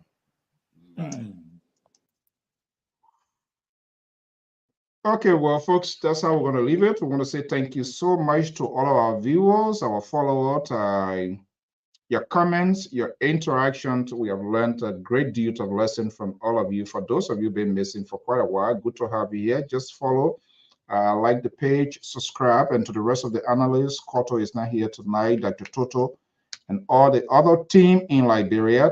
We say thank you for the ultimate sacrifices you continue to render.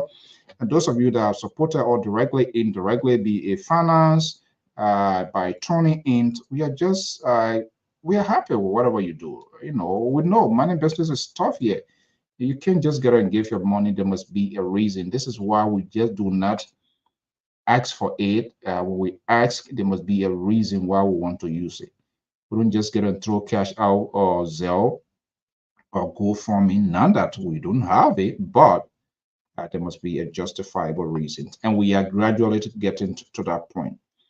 But we appreciate your showing up here on a daily basis to discuss, to talk about our country. And the level of political tolerance that is exhibited here, not just only with the analysts, but to the viewers, the followers, the interactions, agreement, disagreement, but it's been done in a civil context. This is what happened in a civilized society. You can agree and disagree. They don't put you in a rank for you to go fight. You make your case. Why you think this is a blue and this is a white, and how these combinations get together to arrive at that color in a chemical process. And that is very good. Seditions, Liberty Party, this, that. It's all about Liberia. It's all about Liberia. We must hold these politicians accountable. The success of the incoming president is just now only within himself. Though he has to drive that agenda, he needs to set that standard. It is the same way. You people give bad advices to your leaders, and when they make those decisions, then you walk back. If you have the guts, even the person that you support, when it is necessary to raise your finger, yes, I support you, yes, I support your campaign, but I just do not agree with this policy. Nothing wrong with that, as long as it's done in a respectful context. And that's what we should be doing. And this is why we respect all views here. All of them have their political side, which is okay. So we need to dip into their mind as to why they are supporting these people they are supporting. And this is why when they come here, we ask them to declare, to make their intentions known. Let it come from themselves. We are not going to circumspect to guess to say, oh, because you're talking this way, you are this person. And this is what people do. And I think it's wrong. People have the right to support which party, whoever the person, just as you have your right. You have to be persuasive. If you think that person is on the wrong side of history, you have to make the case as well. So do not question, do not silence, do not cut off people because they have a different political views, different from that of yours. And then you say you want to cut them off. I think that is unfair. We tend not to be judgmental on this network. I don't care how bad it is. You might see it. Perception is not a fact. So we give people the opportunity until they themselves can say it. Then of course, so we can't come here and draw the conclusion. This is what this person did, when we are not giving that person the opportunity to hear from them, to get their version of it. In as much it will sound bad in the eyes of the public, but it is our job to reach out to them. Until then, to all of our viewers, we say thank you so much, and we say a happy 2024. For some of you, some of us, credit on life support. Hopefully 2025, there will be an intervention,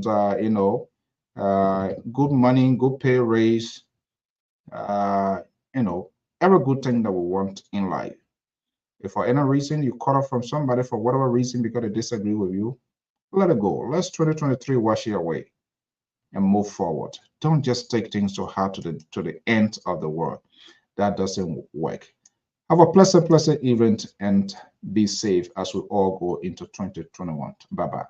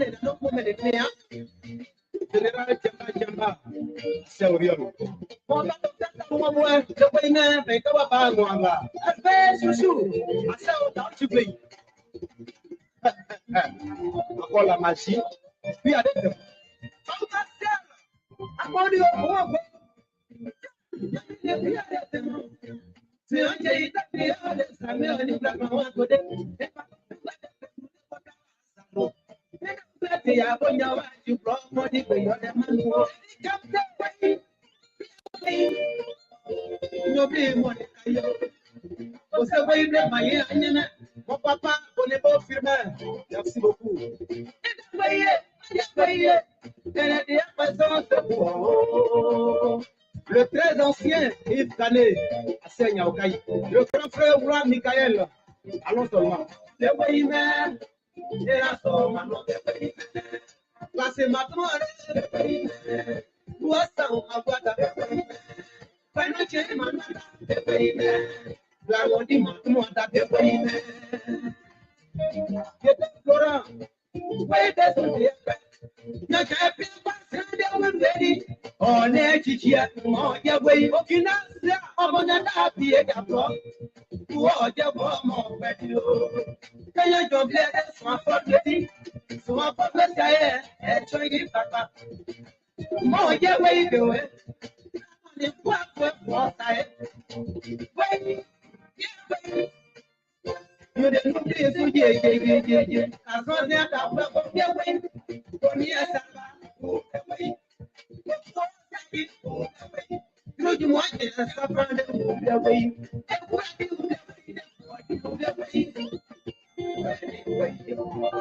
Sorry, sir. What up,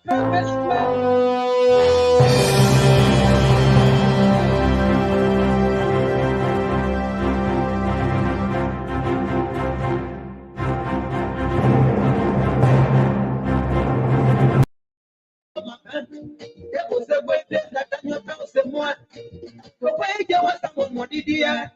When I near you in a car, no problem. I had your money, but you're young, but you merci beaucoup, grand frère. À tout Benjamin. Moi, les gars, ça on y a où? À Panako, du Parlement. Monsieur le maire, Jésus, applaudis. Le président de Paris, on est ensemble. Le fédéral, Lucien Firmin, président Cissé Barthélemy, Maïs Fan, président des chefs du CIPA. Merci beaucoup.